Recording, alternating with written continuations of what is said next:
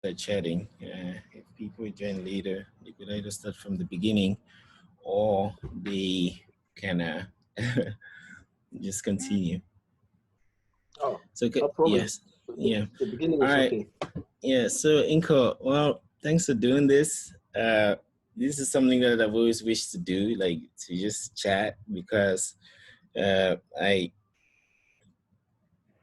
throughout college, community college and college, the hours I spent there, I was helped by podcasts, like listening to people talk, just like we're doing, and learning one or two um, things, especially like esoteric knowledge. So it's always been my wish to start or do something like that so I could learn with hosts or to like share whatever I know, especially with the host. So thank you for joining this.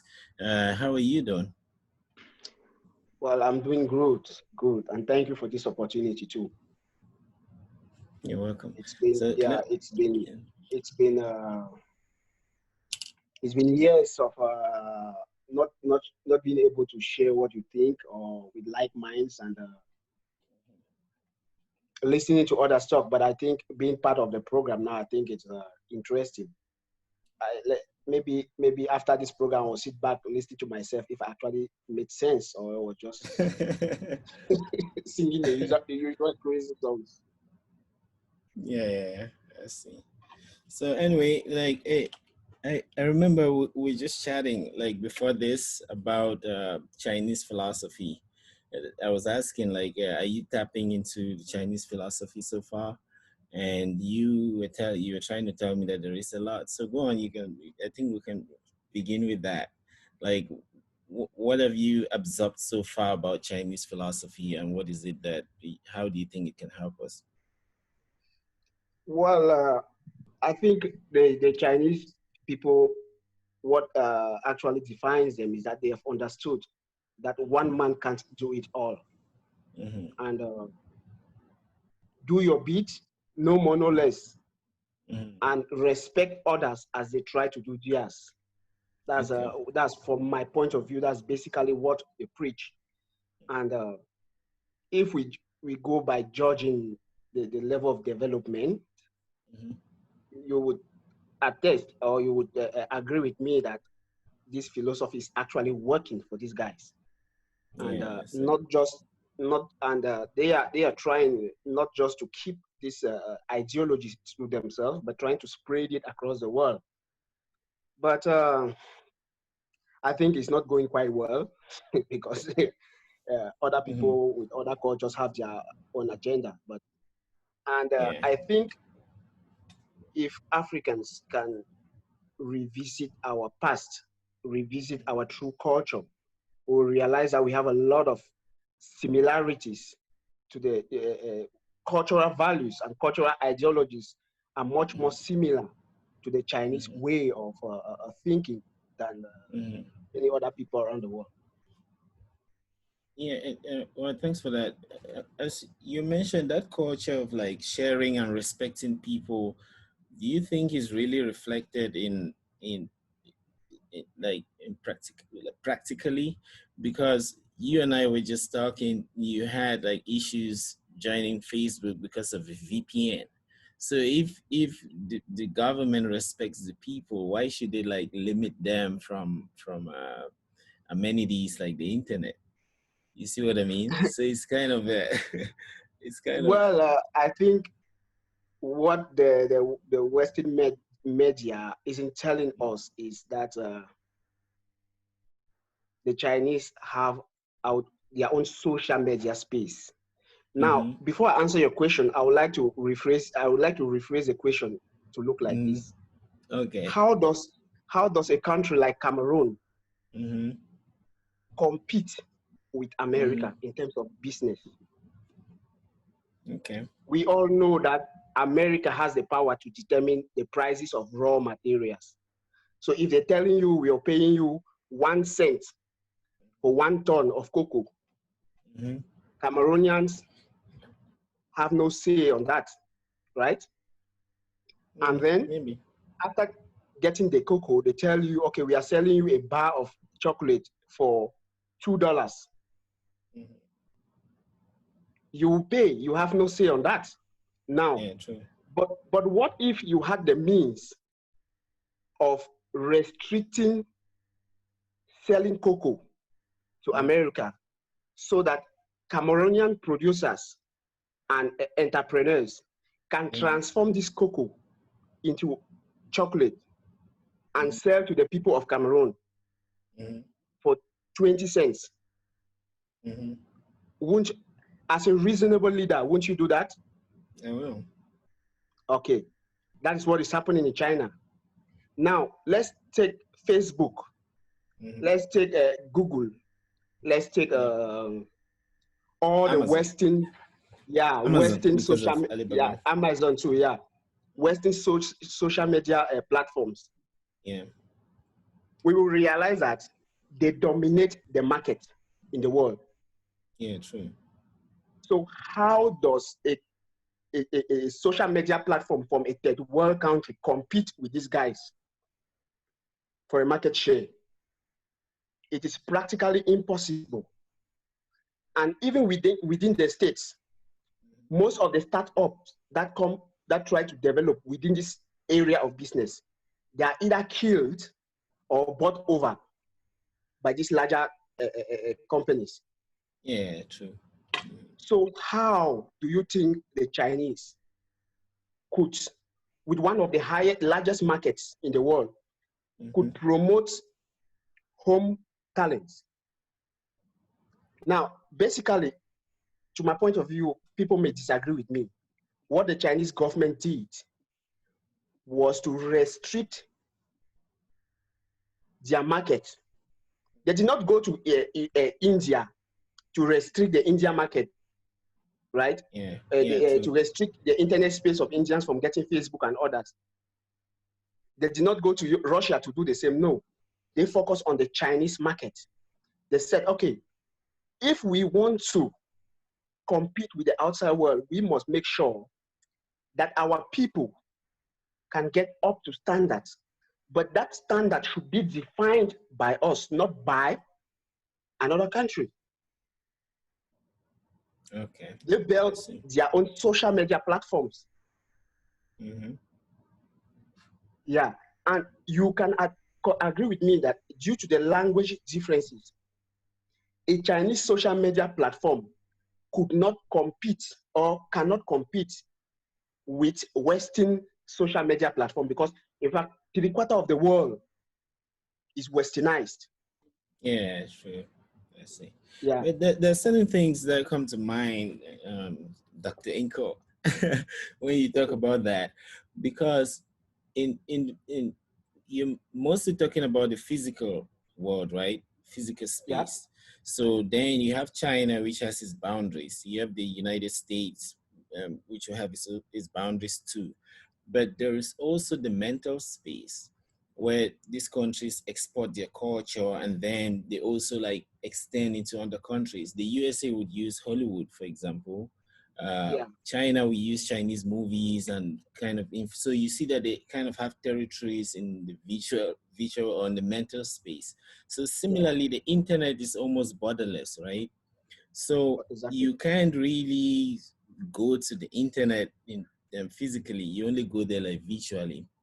So Virtually, of course. now, yeah, so now it means that the Chinese must not necessarily restrict people from uh, going to this internet because it's a kind of space that there is a lot of democracy can actually be rolled on the internet.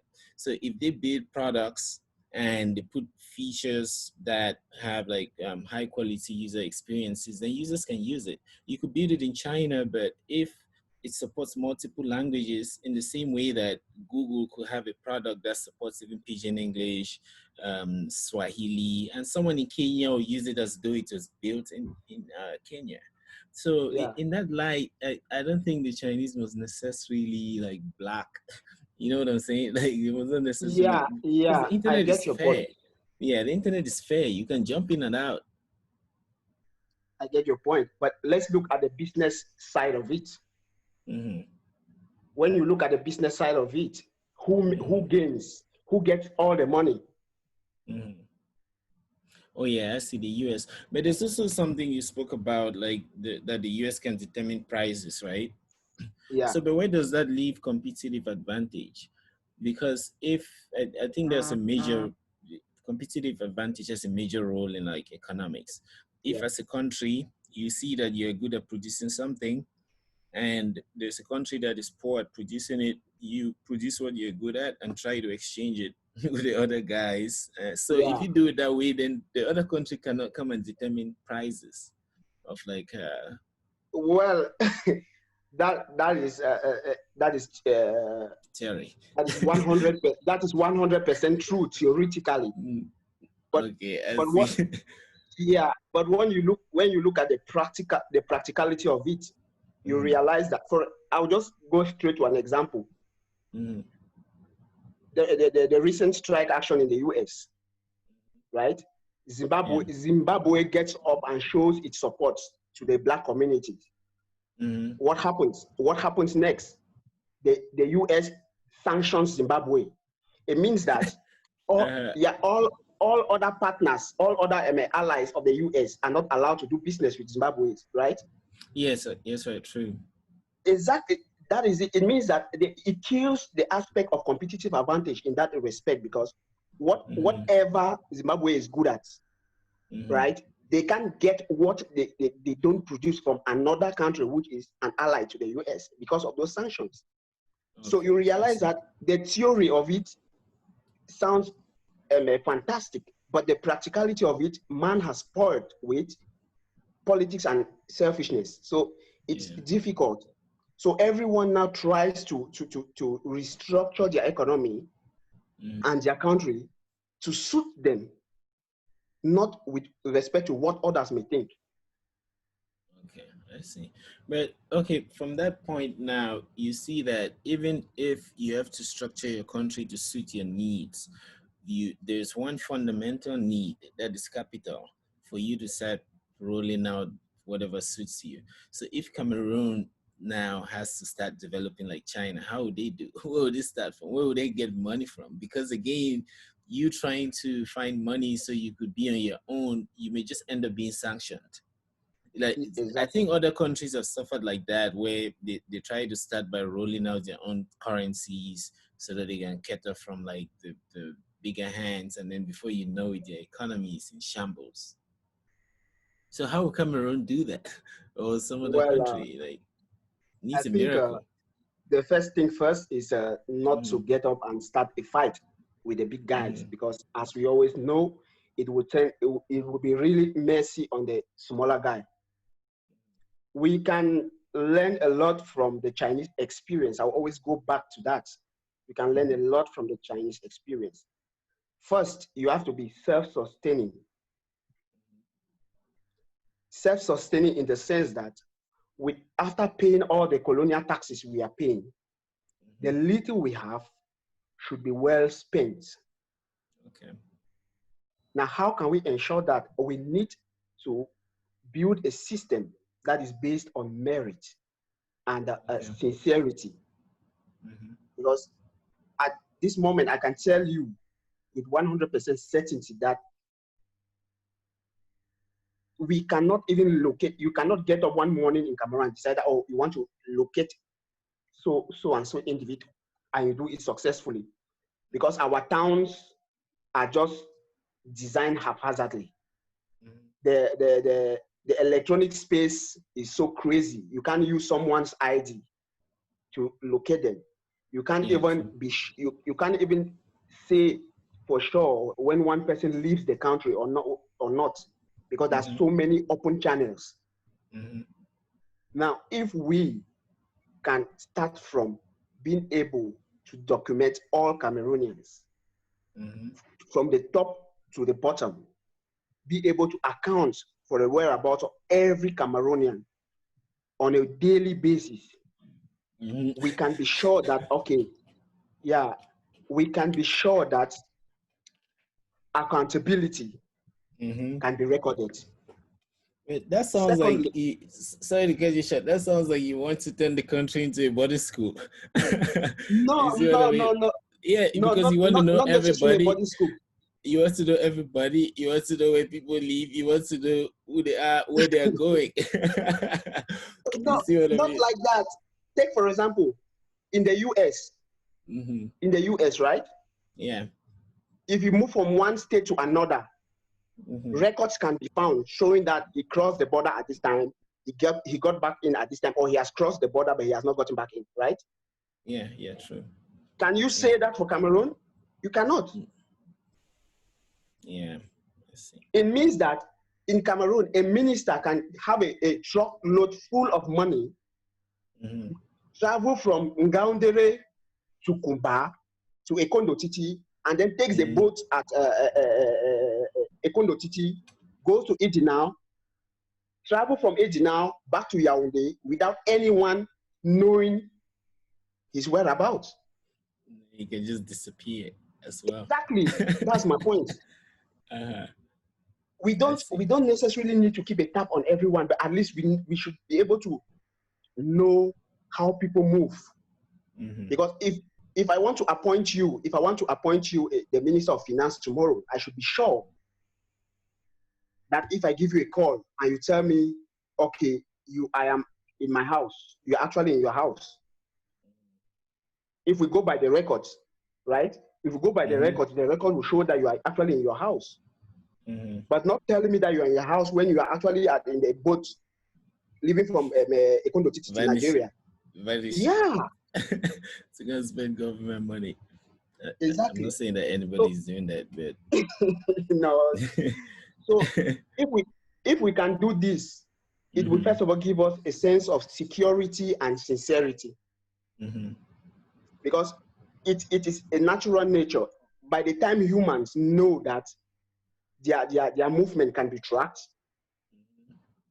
some sense of sincerity comes in.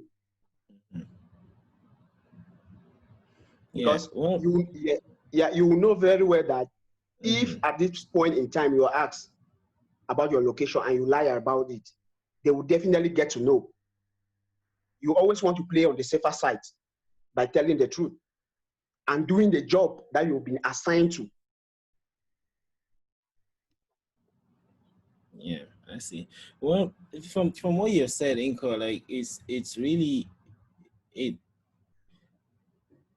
paints the picture of some kind of solution that we need, but at the same time, it also paints the picture of like how much work we need to do to get there, and then that doubles with like feasibility studies. And when I do that, I feel like we can never get there. And I can tell you why.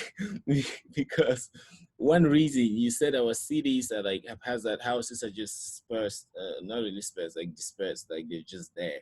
Because if you want to do, if you want to, for a city, the best arrangement would be to put it in like a matrix, right? Like rows and columns. So you could easily give streets, like you use the rows. Rows are usually, what are the rows? Rows are usually letters, right? And then columns are like column one, something like that. I can't remember.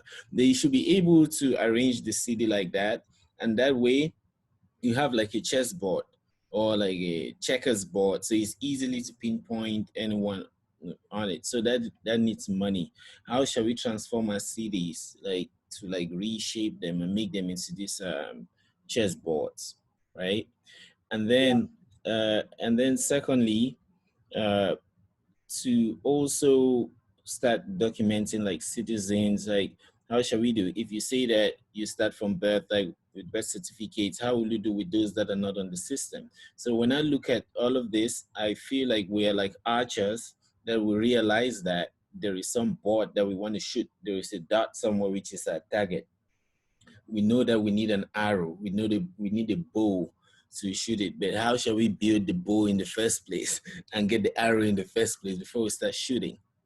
You see what I mean? Yeah, I get you. I think if we go by doing the feasibility studies, it will some sort of scare us. But the truth is, I believe and I know we have a blueprint of each major city in Cameroon, and we have had that for over 50 years.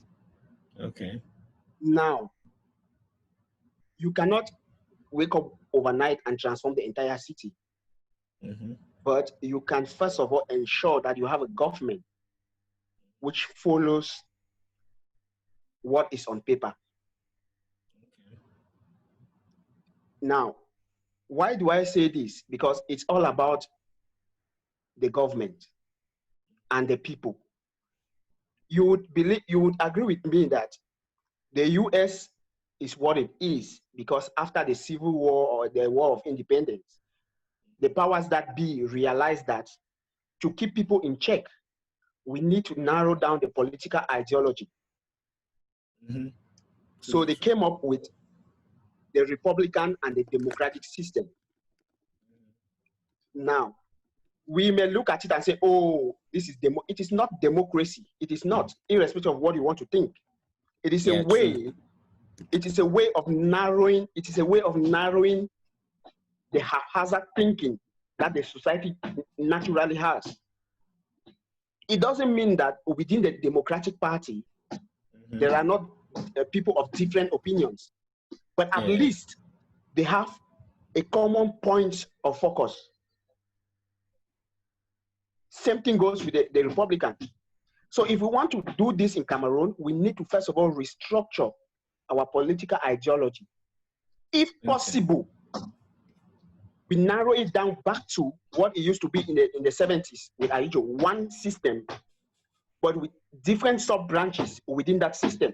Mm-hmm. Because how on earth do you expect 2,000 presidential candidates who don't agree on a single point to change a country? Yeah, that's true. That's true. Take, for I, example, the recent well, political election that just happened in Cameroon. You realize that we had, the opposition rather had an 80% chance of beating the incumbents, but they could not agree early enough to form a massive coalition. Everyone wanted something for themselves, forgetting yeah, what the true. bigger picture, forgetting what the bigger picture is. And I think that is the first thing any country that wants to change, any country that wants to develop must target. I see what you mean. On Actually, your this second question, reminds me. okay, Oh, sorry. Actually, this reminds me about like Gaddafi's book, The Green Book, and his whole theory of politics. So, like after after Plato, I'm a big fan of like Plato and the Republic. That was one of the first books that I read. Like a kid, when you yeah, maybe you take a video game like Super Mario and then you complete it. That's because you have a connection with it. That happens with books. It happens with games, girls, everything, man. There's something that is yours. You see what I mean? So Plato was one of those things for me that like I just like there's this glue, especially the Republic.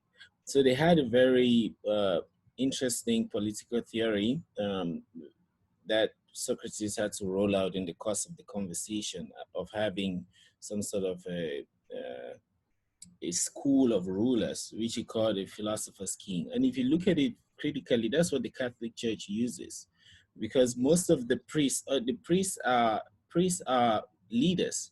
They are the ones ruling that kingdom of the Catholic Church. Because if you trace it back when the Jews left Egypt, they were like a tribe or a people, and then they extended into, first of all, a country in the spiritual realm. And then they progressed until they asked for a king. And then when Christ came, and due to St. Paul, Christianity became also this kind of spiritual kind of a kingdom or country, right? So if you look at that kind of setup, you see that the rulers of the church are the priests, and they study, they go through their philosophy training, and then they become philosopher kings, right? But it's not yeah, easy to implement that in countries today. And by the way, the Catholic Church, or the church, if I should call it that, has survived for thousands of years. It could have its issues, but it survived for thousands of years without kind of ruling. So that's one of the best political theories that I've read, and I've seen that they implemented. The second is Gaddafi's. And I feel like Gaddafi's political theory is more applicable, especially in Africa, where you have pretty much sectaries, like at the level of cities. Let's say you go to TT, you have your secretary. It's pretty much what we do with the CPDM subsections and all of those, but they end Yeah. up just helping us to squander our money. So when we do that until we get to the top where we have like a committee that runs like the country based on all the decisions that are flowing in from the base levels, I think with such a political party, political system, you wouldn't have parties. Because when you have a party, two in particular, when party A wins, they uninstall everything party B did, and then they put Exactly. yes. When party B wins, they uninstall everything A did, and then the country keeps going like ping pong.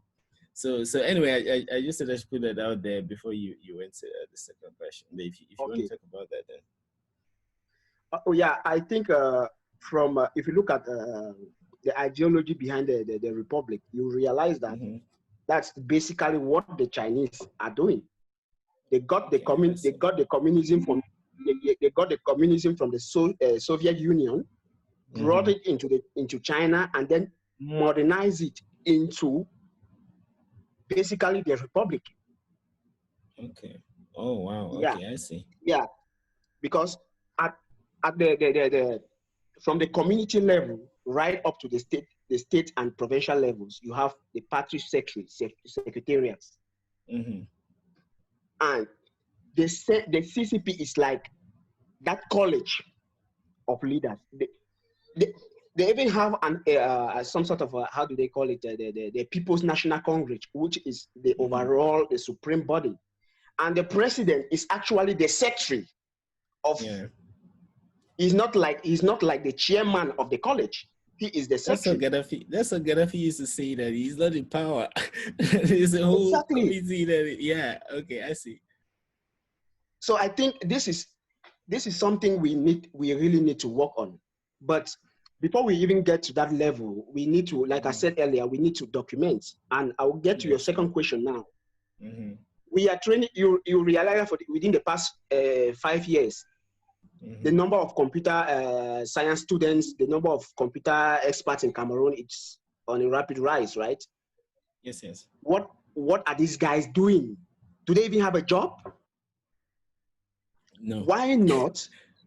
Why not? Why can't we create a section, a branch of the government that Mm-hmm. is responsible for just transforming all the archives into Mm-hmm. digital materials? Okay. Yeah, I That is see. the question. It is never easy, but it gets a lot easier when we start. Imagine each year the government recruits 2,000 computer science graduates. Wow. I'm saying computer science in the sense that they already understand the different shortcuts Yeah. to gathering this data. Mm-hmm. I see. Yeah. If you get these guys together in a team and tell them that, okay, we will distribute you within each subdivision, each district within the country. Your job is to make sure all the data in the council registry pertaining to birth certificates are computerized. Against each name, against each profile, you have a scanned copy of the original document there, right? Yeah. At the level of at the level of ID cards and stuff, you do the same thing, passport and everything, so that each of those individuals who is of the age of having a national ID card and passport, within the system, those things can be correlated, where you guys know how to do this, where if the same name, the same date of birth and everything matches with what is on the ID and the passport, the the three profiles are merged together to give Yeah. one. True. Yeah. Yeah, and if we have such a database within the country, it's easier for the police to say, okay, I want to get this guy from here, his address and this all a recent address, a job information, employment information, and whatever. We know all Yeah. these things. If we can start from somewhere. I'm not saying we'll take 2 years or 5 years to finish, but we need to start from somewhere. That's very interesting. Or those are very interesting thoughts, but there are some pieces that are missing.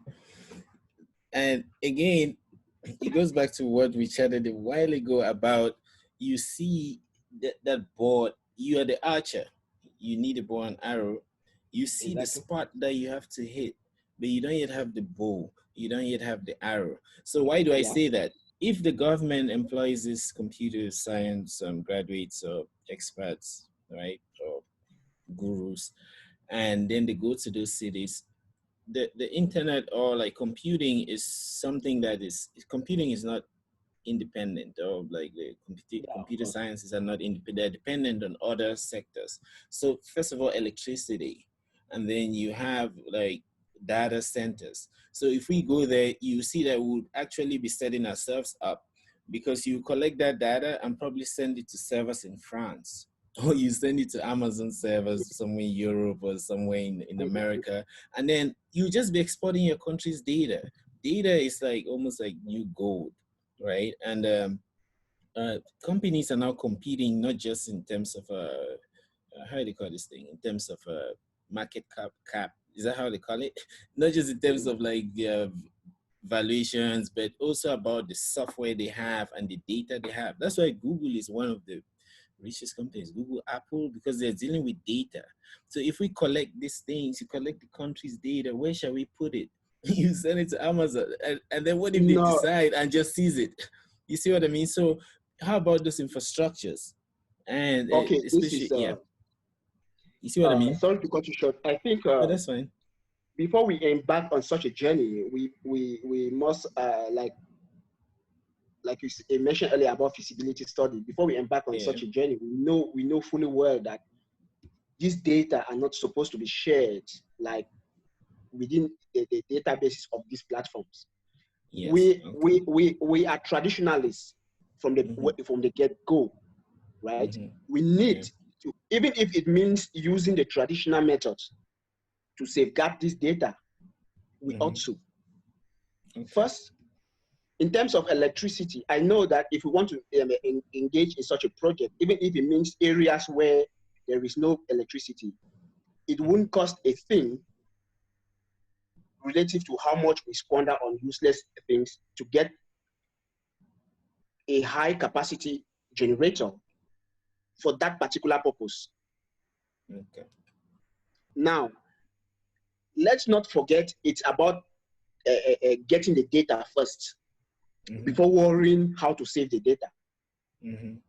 True. We don't, at the primary stage, I don't think we need internet for whatever data we want to collect.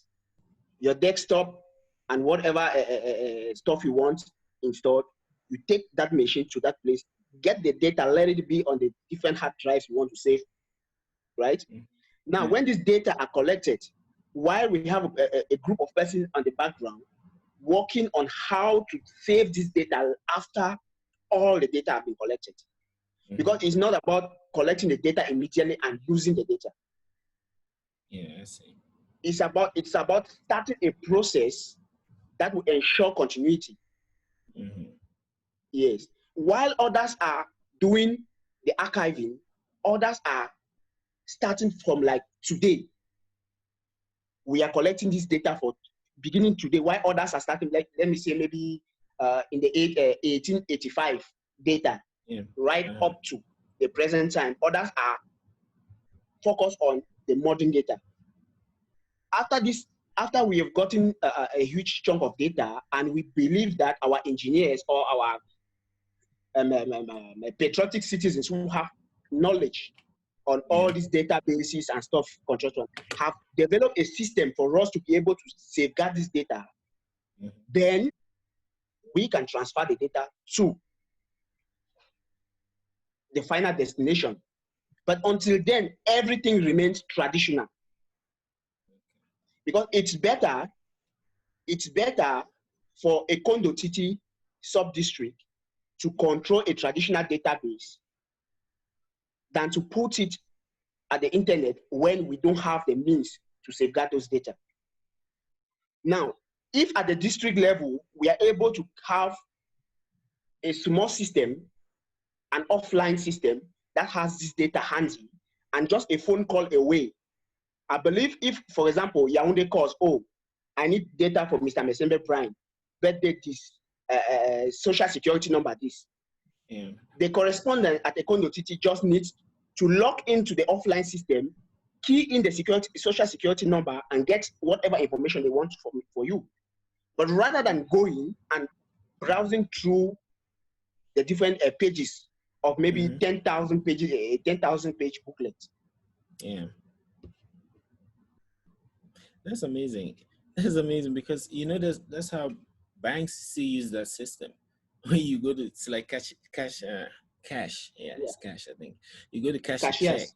Yeah, you go to cash a check, and then you see the cashier picks up the phone and then gives a kind of code like apple, banana, and red beans, whatever they say. And then yes, I'm telling you, like they say that, and then because the best way to secure something is not to put it on the internet. That way hackers Yeah. they have to come with a gun. So then now I see what you mean, and that's really amazing, Nkoh. So if the government should try that, but then that so if we have to do that, it means the government has to be very functional, because if the government is like a human being that's made of several systems, like a digestive system, circulatory system, nervous system, if the nervous system breaks down, the other ones will not function. So now we have Exactly. finances, we have transportation, we have territorial sections, all of they need to function then in harmony. So and it comes back to what I'm trying to say, that I've been trying to say. It means that uh, we we would need to fix the other things in order to fix what we really want to fix. So it becomes Exactly. this kind of it becomes almost this kind of thing where you want to create something, you need to create the tool to use to create that thing, and then maybe you need to create the tool for the tool, and then maybe add a bandage to the tool that you need to create the tool to create that The tool. two, I don't know if you exactly. see how we start getting. So at the end of the day, it's like I'm not trying to be pessimistic, but I'm just trying to see the gravity of the situation. No, We you're just right. need to, don't you You're think right. the whole country, like maybe all of Africa, we just need something like some kind of earthquake or some kind of rain or fire. It should just come No, and no, destroy no, no. all of us. No, we don't need that. Yeah, What we so we'll need, start from scratch. what we no, Some kind what we of need actually, what we need actually is a revolution of the mind. okay. Yeah, if we have that kind of revolution where a leader comes up who understands that for us to be successful, we need to revisit our basic political ideology. Multipartism is not for a developing country. It is not Okay. for us. It is not, and it would never work. I am not in any way saying democracy in quote is not good. But why I say democracy in quote is because basically by definition, from all indications, democracy is government of the majority, right? Because when the Yeah. majority decides whether it suits the minority or not, they decide, and it happens. Even if it Yeah. means they decide to kill all the minorities, it will pass because Yeah. that's the True. law. Yeah. So what I'm saying is, if we have a leader who understands that, okay, for us to begin a process and ensure sustainable development in a developing country, we need, if not all, at least 80% of the citizens on board. Okay. This is the magic. If we have the citizens on board, everything is possible. Because everyone rise up every morning knowing that I have a task or a target to meet. Oh wow. Now, Go on. Yeah. Sorry. okay. Now, if we develop such a mentality, such a moral, it will mean that we have a political system that envisage growth, not only physically, but mentally. And I tell you, mental growth beats everything else. Nkoh, you've just struck a point that will make us to start discussing some very dangerous things very soon. But before that, yeah, about democracy, like they often say that, is it tyranny or tyranny? Which one is it?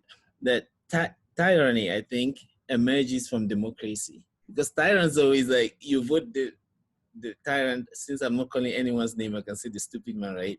You vote the stupid man from the democracy, or stupid woman, or stupid boy, and then uh, uh, that's democratically, and then the guy uses the democracy to actually start changing things, and then there you have real tyranny. So Exactly. anyway, to kind of dive deep into what you spoke about, you made a very interesting point that multipartism is not for developing countries, and then you need, if you, for the change that you want to bring, you need about 80% of the country to be on board. So you're talking about them having like a single way of thinking, not really a single way, like converging. There should be some kind of convergence in how to think instead of divergence. So you want to risk 20% divergence. So now it's very hard for you. And again, you gave another point that, like, if the people wake up in the morning, and they're ready to work, what comes to my mind is religion. You see what I mean? Because, like, what is it that you can use to, I don't want to use the word control, because it may connote some Yeah, negative, no, but like, and this reminds me of of Gaddafi's theory again, because Gaddafi, in his in the Green Book, he stressed that uh, law and order will come from customs, right? Or cause or culture, and culture comes from traditions. Traditions come from natural law. Natural law comes from religion. You see what I mean? So for you to have 80% of the population to have this thought and to have this mental resolution, do you think religion plays a role? If so, where shall we go and start shopping? What religion do we have to create our own religion? Do we have to? You see what I mean? I, I think, I get your point. I think Mhm. Gaddafi was right, but maybe we, each and every one of us want to interpret that religion in different ways. Some people want to take it to mean um, Christianity. Some want to mean it's Hinduism. Some want to mean Taoism, and whatnot. But I think, from my understanding, it's more about the people themselves. Each country, each people have a religion. They have their core religion, which has nothing to do with Christianity, Hinduism, Islam, or whatsoever out there, right? Mhm. They Yeah, have true. their core religion. I'll take, for example, in Cameroon, we have our traditional building blocks. These forms the basis of our different religions. Because within these traditional setups, there were things our forefathers believed that could help them. There were morals instilled within these cultural values that Mhm. have gradually been eroded by the modern definition of religion and stuff. If we have a leader who understands that religion does not does not lie on dividing people between Christian, Islam, or whatsoever, but more on the cultural values of the people, we can start talking about bringing 80% at convergence. Imagine that you have a leader who goes to a condotity and tell the people, I am not preventing you from worshiping your Jesus. I am not preventing you from praying to Allah. No.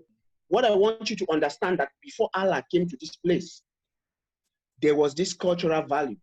And whatever morals you're learning from Christianity and Islam, your parents had this as morals, right? Maybe we had some practices that were not good, Yeah. that in modern time we can fix. But I will not allow you put Christianity or Islam above your culture. Okay.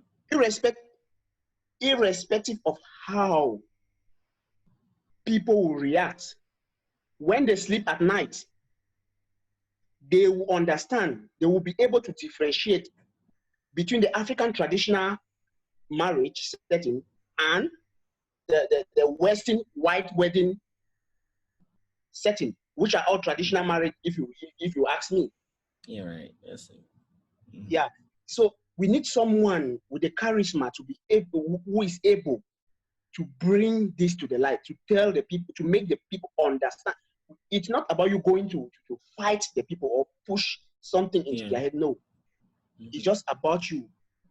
And I bet you there is a movement. I see some few guys in Kamaso, young guys, they are coming up with cultural associations to Mm-hmm. promote their culture. It's really amazing. Yeah. It tells you that something somewhere is doing something. Mm-hmm. Yeah, I think Yeah. this is a way to go. Getting, because a Douala man would rather side with someone who encourages him to celebrate his Ngondo Mm-hmm. every year than someone who tells him, oh, Ngondo is not good. It is Yeah. against the Bible. It is against this and that and or whatnot. Yeah. I see what you mean.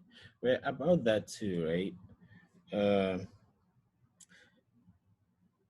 Using the premise or one like a slice of the premise you gave that we need a mental revolution, right?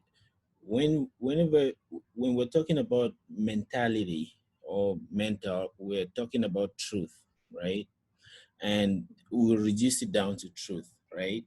And Yes. one of the tools that we use in real life to capture truth is logic, right? And then we could look at the laws of logic where things, non law of non-contradiction, something should not be true and false at the same time, and stuff like that. So if we need mental revolution, we need uh, truth. And if we need truth, we need things that are logical. So now I think from what we have said, we would actually need to encourage those tribes to follow Christianity or Islam. Because hear me out, because those religions come and institute like monotheism, right? That there's like one God, all powerful. And why do they do that? Because our own religions were kind of uh, pagan religions. You have like 10 gods, you put a tree somewhere and then you start worshiping it. And then, or you make a kind of god with a, like what they used to do in Quraysh in Saudi Arabia before Islam. They make a Yeah. god with like dates, and then when you're hungry, you eat that god. You start seeing that you're contradicting. So you start seeing that we are already breaking that original premise of a mental revolution, which will flow through truth that and through the crucibles of logic, right? So now, because how can you make a god and then you eat it and then that's your god? Or how can you make a god and then you worship? I don't know if you see what I mean. So you are reversing the statement that like God made man in his own image. You are actually saying that man made God in his own image, whatever image you want. So I'm just trying to use the what you're bringing through about going through a culture and having like Christianity and Islam encourage them. Yes, we could take out, we could uh, accommodate what is really clean and pure about it in terms of like logic if we really need a mental revolution. I'm not saying our cultures are bad. I'm just saying like if we have to really, in the right sense of the word, talk about mental revolution, talk about truth, talk about logic, then we cannot worship sticks because you made it. So imagine you're my uncle and then we live in the same house and then you make it and maybe help you carry wood. So I'm going to cut the wood that maybe some other God made. And then I come and take that wood and go and carve another kind of God and start worship. What do you think I'm doing to the original person that made it? You see, if you, for example, you invite me to a party, right? And then I come and disrespect you in that party, how will you feel? So this party of life, when we come there, we'll go cut trees that we put there for us and we'll start watching. I don't know if you see where I'm going with this. Yeah, So I'm so getting you. so yeah. So how does that fit in, like to our culture and maybe these other religions, if we really have to do mental revolution? Well, I think to be harmonious, we don't need to to convert or to make the people choose Islam or Christianity. Like I said earlier, irrespective of the fact that as a people we have different cultural values, there is a point of convergence if we go deeply to looking at those different cultural aspects. For the Ekpe society, I would take one for example. The Ekpe society has the aspect of respect of authorities, right? Okay. Yep. Yeah.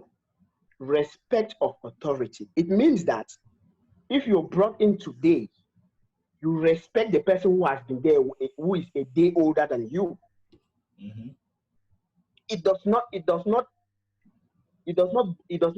differentiate whether you are from Congo or you are from Zaire or from Cuba, right? It's True. about you being human and respecting a person who is a day older than you. That is what it's all about. Why I'm saying this is because irrespective of how different our cultural values may be, we have a convergence point. Yeah, true. But I will not say the same thing. I will not say the same thing for Christianity and Islam. Because yeah, some people are trying to bring out the similarities from both religion. But if you look closely, there are a lot of contradictions in whatever you want to look at. Go through the Bible itself, go through the Quran itself. But with our way of life, we can get, look, it becomes difficult when you want to completely eradicate the belief system of a people. Yeah, true. That is not, well, to my understanding, that is not what I am trying to put forward as a mental revolution. What I'm trying to put forward, as a mental revolution is to be able to make the people see value in what they already have and see how common a Douala man is to a Bakweri man or a Douala man is to an Oroko man. Yeah. That is my point. Because if you can make these people see these differences clearly, they will understand that they were actually original family members before separation or before the distance. Yeah. So, and well, just to use this point again to pull your legs a little bit more, if we go back to these cultures that we may have idols and statues, you see that again at that level we're dealing with taste, in the sense that maybe the Douala man may have his own idols or statues that are smaller, and let's say if you have the feminine ones, the way they make like the hips can be different from the way that the Oracle man with his own. Like, so you see that we said disagreed again from that very low point. You see what I mean? I Because think it's a that would matter be of, yeah, sorry, go I on. think it's a matter of perception first. Exactly. So Because that's what I'm trying to say. So if we eliminate all, you see that divergence in such a system, divergence will be a primitive, in the sense that we're starting with art, for example, the perception of beauty. So these guys has some perception. The female god should have like a kind of shape. The other one wants it another way. The other tribe wants it another way, and that's even common in Cameroon now, because for you could be growing up and you love like your traditional dress, right, or your regalia, and then you see that of another tribe and maybe the patterns that are on it don't suit you. You see what I mean? Like it kind of repel yeah, you. So at that, fundamentally, like you see that from the roots, from the foundation, we're already participating with emotions, like because art is there to like arouse emotion. You're already participating and saying, I don't like that, I don't like that, and then divergence is like primitive in the system. I think the success of every system depends on divergence. I will put it that way, because Divergence tries to remind, each time reminds the system of the reason why such a system exists in the first place. Okay. I'll take you back to the Chinese system. Mm-hmm. You see, people say, oh, the Chinese is just about the Communist Party controlling, telling people what to do. But that's not what it is. Mm-hmm. This country is one of the most, should I say divergence? One of the most Diverse. diverse, Mm-hmm. diverse I know. Mm-hmm. Each province keeps its traditional institution, its core values. They are still there. It means that if I'm leaving Jiangsu province and going to Guangdong province, I'm leaving from a complete different space into another, right? Yeah. But they have one common core value amidst the differences. Okay. The community first. Yeah, true. So the people in Guangdong maybe Buddhists. They have their Mm-hmm. Buddhist temples and their statues all over the place. That does not disturb the person from Jiangsu who is a resident in Guangdong, Mm-hmm. because he knows that when he comes to Jiangsu, he will see a similar thing, different from what he is seeing in Guangdong, right? Yeah. So the people learn to live in each other's space by tolerating the differences. Yeah, Because I see. I see. the central point of focus is what is more common than the differences. The differences will always be there, Yeah. because I bet you if we are living together, the way I use the toilet will be different from the way you use the toilet. The way I prepare salt in my food will be different. Mm-hmm. But I mean, we first should you have got a in some. common, exactly. Exactly. First you got in my ear. Anyway, Uh-huh. go on. Yeah. So it should be more of what is common about these people. If I prefer my God to look as sexy as they may be, that is up Mm-hmm. to me. But one thing I ought to understand is that I should not place my God on your path, or I should not use my God to disturb your own peace. If I understand that this lawn leads to your door and my door, I should not come and place my stuff in such a way that it will obstruct your movement. Yeah, that's it. Yeah, Yeah. if we understand this, I don't think we'll have any. The problem nowadays, for example, I will just take one. The problem nowadays between Christianity and other religions is that each of them want to convert the others followers. Okay. Yeah. So I see, I see what you mean, but actually, let's let's look at like this Chinese thing more detailedly, right? Um, Mostly the Chinese for a long time, the two major thoughts in China have been like Taoism. Well, let me say three, so I should add Buddhism. But you see that that's just a derivative. It's very close to the yeah, others, and then the others are kind of Buddhism is kind of more practical. The others are kind of abstract, so they kind of absorb Buddhism. Taoism and Confucianism are kind of let me just use the word complete. By complete, I mean systems that back to a discussion about mental revolution and then truth and then like logic, right?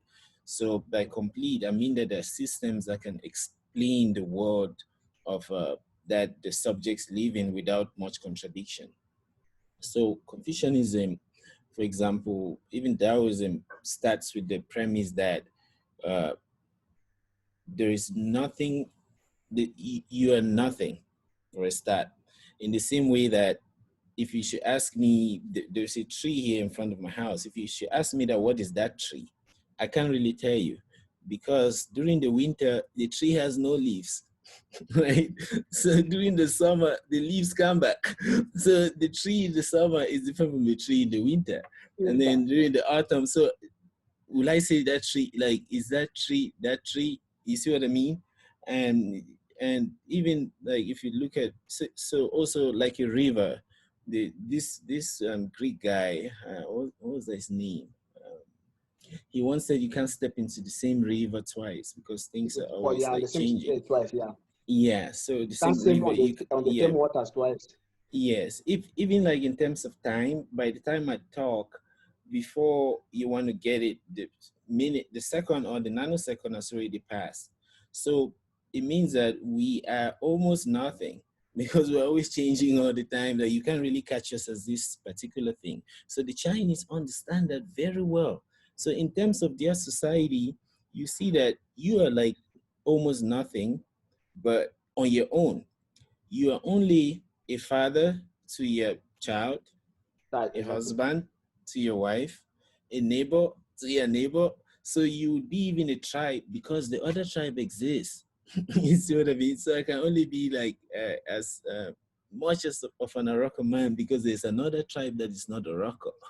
Oh, You see what I mean? exactly. So with that kind of mentality, they already have a base, and that was solidified by or cemented by Confucianism. You see, because it starts from that core where they're trying to bring up this Zhongzi that he sees himself, or however to pronounce it, as someone that is defined based on others around him. So now you see there's that 80%, if we use that margin, there's that 80% convergence where the almost the whole let's say citizenry, they already have this convergence where they have a way of thinking. You see, so then they can start respecting people. But in that case, it will be very hard. It will be very hard to kind of like you see what I mean? Well, I beg to disagree. It will be only hard if we keep looking at the surface of our history as a whole. Before Okay. 1885, with the scramble of Africa and colonization and slavery and all whatnot, we were a people with a belief, right? Mm-hmm. Irrespective of the fact that we came from different war tribes, we had a belief, and Mm-hmm. that belief was a belief based on community values. Yeah, okay, Yeah, yeah, true, actually. it looks strange to us now because this system, the Europeans and the Americans have successfully, not let me not say success, have almost successfully destroyed the entire system. And Christianity and other religions have cemented their way above what we were and what we truly are. Okay. It is difficult now for you. It is difficult for you to have a debate with a fellow Cameroonian or a fellow African trying to Mm-hmm. understand the core belief of their society, trying to understand what are the cultural values of his or her hometown without they telling you there is nothing that beats the love of Christ. Jesus has bought and saved my soul. I have no other thing else to take. It tells you that Mm-hmm. that is what we are, because it's now about selling a story. I'll put it that way. It's more about selling a story, right? Okay. Yeah. I bet you there are other schools of thought in Africa who will tell you that Idi Amin and Mugabe are heroes to the African man. But another school of thought will beg to differ. True. Because why would they beg to differ? I will give you one reason. Because the Hollywood has made a movie to Mm-hmm. tell our own story. Yeah, yeah, yeah, true. Yeah. In the way that suits them and paints a better picture for them. Yeah, So right. how do you want to compete? Yeah. It brings me to the original point where we started. You can compete. Yes. You can compete with such stories by Mm-hmm. killing the market within your community. Oh yeah, true, true, true. Yeah. Actually, yeah, actually, yeah. Now I would like to chime into that with by supporting it because that reminds me now. in in the Republic, right? I think it's around book 3 or something, where they're talking about how do they call this thing? Censorship. Where they're talking about censorship, where like Socrates starts saying that uh,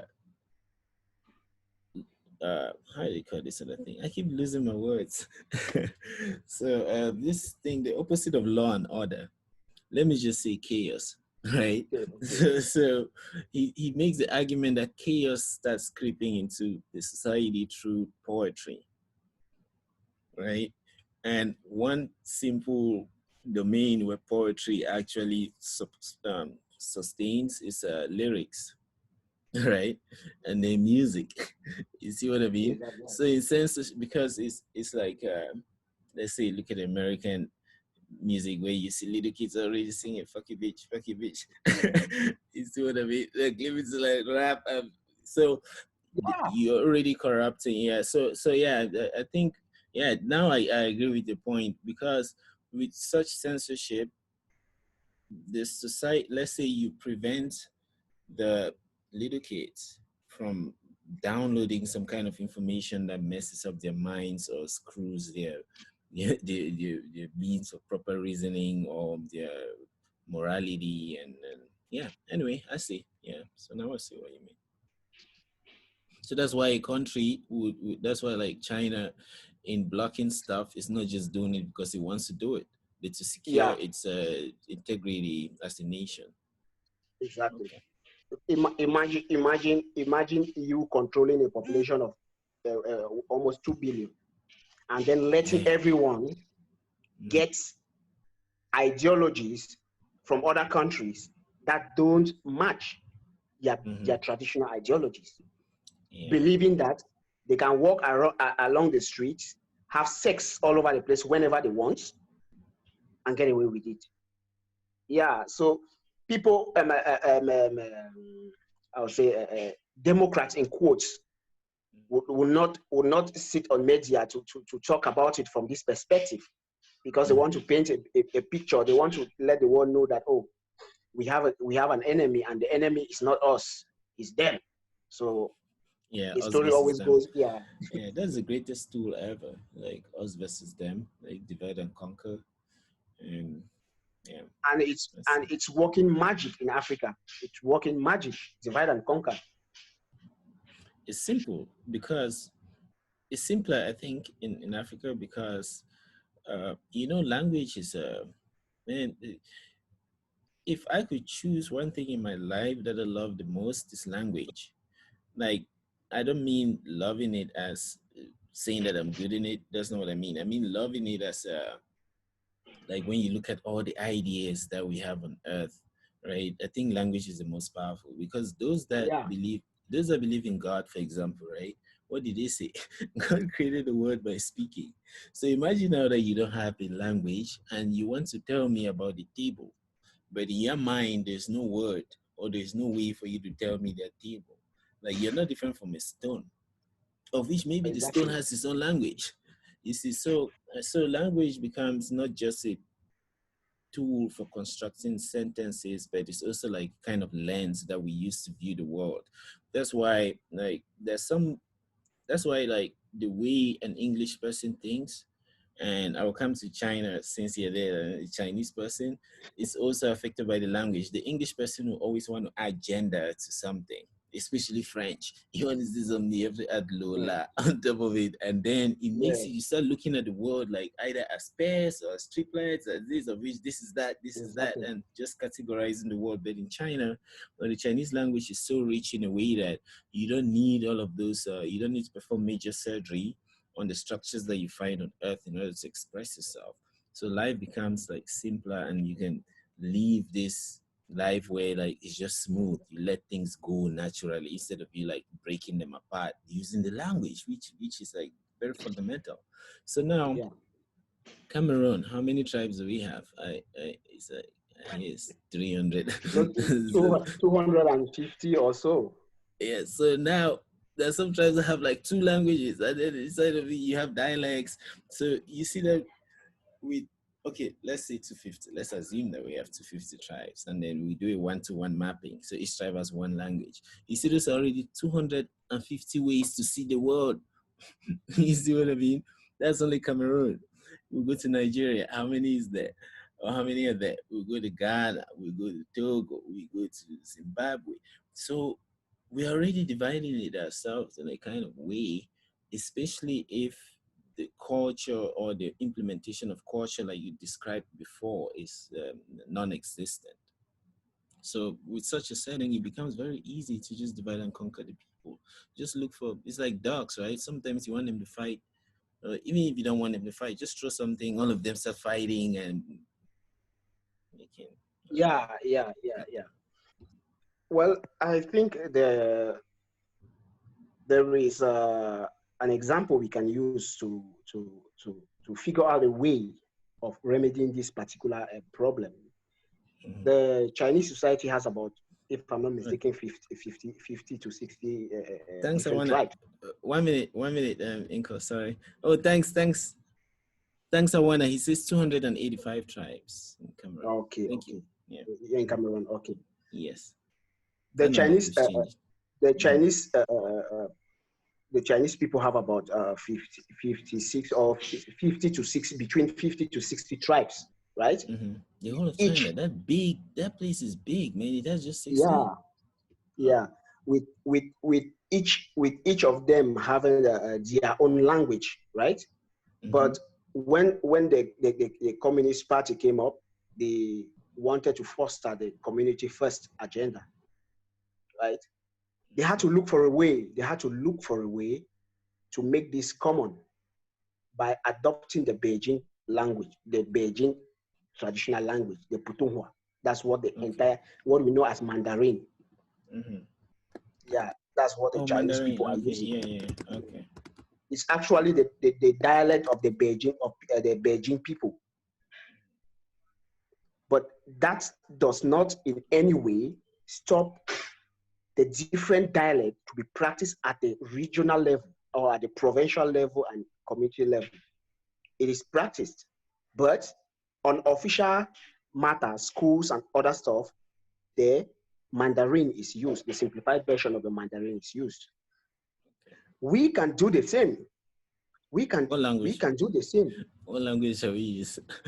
Just We muddy your waters. we have languages that are more that have a lot of similarities. Like look at the Basa language, the Douala language, the Oroko, the Mm-hmm. Bakweri, the Basosi, and all one, even part of the Banyang language. They have a lot of similarities within this language. You Mm-hmm. go to the south and Mm-hmm. even to the west, a lot of within the northwest, the Nsoh language, and they had a lot of similarities. What we need to do, we need to form a culture, a language community that understands the culture and origin of different languages. They work on the similarities and then select a language. You have backlash from a lot of smaller entities, I was but gonna say that. what is the goal? The goal is for the identity of the country. It's not about the identity of the Seoul people or the Bassa people or the Oroko people. If we decide, if the committee judge and present facts that the Nsoh language is the richest of all those languages, then so be it. The Nsoh language will be our national language. But again, that does not prevent us from adopting a second national language. Like South Africa has about 12, and they're still adding more. They try to confuse citizens, man. Yeah. So we need to try to harmonize our system by looking into our language. We have rich languages. I tell you, at times when I sit and listen to songs in, is Douala. it the Saw language or the Lamsaw, how they call it, or Hey, yeah, songs. one of his languages. Yeah, there's one that this song that is saying whoa whoa whoa whoa whoa. I love that one, man. Like when I listen to it, it's like it's hitting me at the back of my head. You see, but So my own traditional language is closer to Lingala. But anyway, go on. Sorry. yeah, So you see, that is one way to go about it. Mm-hmm. Because we need, at times when we do certain things, they'll call you, oh, you're a dictator. We need that kind of a dictator who has a vision for the country. Mm-hmm. Take, Yeah, true. let me take you maybe downtown to Rwanda. Mm-hmm. Did you hear so much about the story of, are you Kagame? hearing about the past of Kagame, Kagame? Paul Kagame? Paul Kagame was a rebel leader. Yeah, He yeah. led, he, he led several coups d'etat against the sitting president of the country then, from within the 80s right up to the 90s. Yeah. And he failed on several occasions. But that Mm-hmm. did not stop him, because he had a vision. Others will say, oh, he should be charged for war crimes and stuff, whatnot. No, he is now in Yeah. power. I will not sound like, oh, I'm 100% for him because he's a good guy. No, I'm not saying that. I'm Yeah. saying that he is doing something now that African leaders have not been able to do since after independence. Yeah. Let's see. That can take us to another direction, Nkoh. We might dive deeper. I hope we don't end up talking for the whole day. But uh, if you look at like Kagame, I was even thinking of moving to Rwanda. There was a year that I was interested in moving to Rwanda when I saw pictures. So I started digging into his past, and I just digging, and I just noticed the pattern, the similar pattern. I first noticed it in two I first noticed it in the year 2000 when I was in Form 1, when I was reading my school Bishop program. We always had Newsweek and Time magazine. So we would follow the war that was trying to go on in Iraq and stuff. Okay. So uh, you would see stories about Saddam Hussein's sons, how they raped this woman on the wedding Yeah, yeah. days, yeah, that kind of thing in the media. And it's only many years later. That was only 3 years later when I was studying military history that I realized that that particular tactic was being practiced since in the days of John the Fourth in England before the guy went to attack France. And is it the 100 Years War or that the thing that they were fighting? Exactly. Like that's a tactic that has been used. So when I tried to read about Kagame, that's what I started noticing. So I was just like, well, the only way I can find out the truth is to go there, you see, and see it myself. But anyway, do you know the history of those guys, like Rwanda, who colonized them? Rwanda, I think, is it the French, or the French and some sort of the Belgians included? I think something like that, Okay. because there were Rwanda, Burundi. Mm-hmm. Yeah, there were, and if I'm not mistaken, not really. I don't have a good background on their history. Okay, I was okay. just more No, that's focused fine. on That the. yeah, yeah, that's fine. That's because like I'm asking because I'm just thinking. I'm just thinking like more. My mind was just moved towards the direction that like all of Africa, the whole world needs to be destroyed. Say like because when I try to think of how if we want to change things, right? It's just like if let's say as an engineer, there are times when you want to build something and you could they say don't reinvent the wheel. So you can take this wheel that only the way the thing is crooked. Instead of that, you better melt it and make a new one. You see what I mean? Instead of like trying to add bandages to a wheel. How would you add bandages to a wheel? You really use like metallic bandages, and then you see that you'll be spending more time making the bandage than to just melt the whole thing. But now we can really destroy it. So we just need to, the stories we used to read about like the flood. It exists in many cultures, not just in the Christian culture of Noah's Yeah, flood or the flood. Yeah, even the Greeks and the Egyptians, they have this story like that of the story of Atlantis, where there was is it a flood or the sun? Something happened and everything was destroyed and it started the afresh. flood, the flood, the flood. Yeah, and it started afresh. Maybe that's what we need because how will you What? start? how will you dig in? And that's what I was saying. We'll be going just another direction, because if you are familiar with the works of Franz Fanon, have you come across him, Franz Fanon? Franz No, Fanon. no, So no. he's actually a philosopher that he studied with the Sartre. Is he Jean Paul or Jean Pierre Sartre? One of the French philosopher. So Okay. uh, Fanon was a philosopher, and then he went and became a doctor. He psychiatry. So he played a major role in uh, helping the black person understand himself. So he wrote this book, a phenomenal book called Blackface, White Mask, where he's saying that we, like black people, will see ourselves through the lens or through the eyes of the colonizer.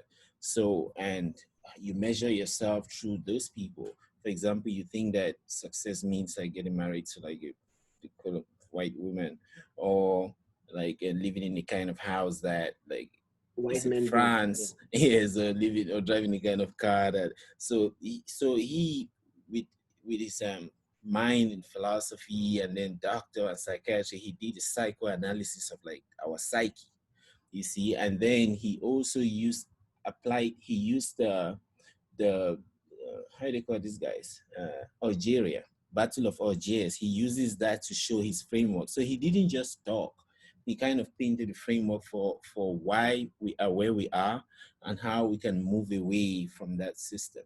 So when this civil war, I don't know if it's still going on. This civil war in Cameroon started. That's what I was thinking. I was thinking that we're almost going through some of the things that he talked about, because he started with colonialism, right? That colonialism is a process where a human being is transformed into a thing, but that messes up the whole world, because you is transforming the other person into a thing, or let's say an animal. You must be an animal in order to be that inhuman. So the whole world gets messed up that way because like you have, if it's a slave master, for you to make someone a slave and torture them that much, you must be yourself be a slave to like torture or like sadism, or Okay. be a sadist. So both worlds are just shattered. But he painted the picture that as we're moving now, decolonization is this solution, that the African psyche is very rich in terms of like our psyche is very rich, right? And he says there is something that like wakes us up when you start killing a brother. And that's what happened in Nigeria, because there will always be divide and conquer, and then you have the people fighting amongst themselves. So when you start killing your brothers, killing your neighbors, and you start have you stop sleeping well. You start having dreams where you feel like I've done this thing bad, and that's how the country will start coming back together. So when this thing started in Cameroon, I was thinking that we're going towards that direction, and see, I don't know where the path just like disappeared. Yeah. So Man. for that, so you see that we don't just have, if like in our country, we don't just have one issue. Right?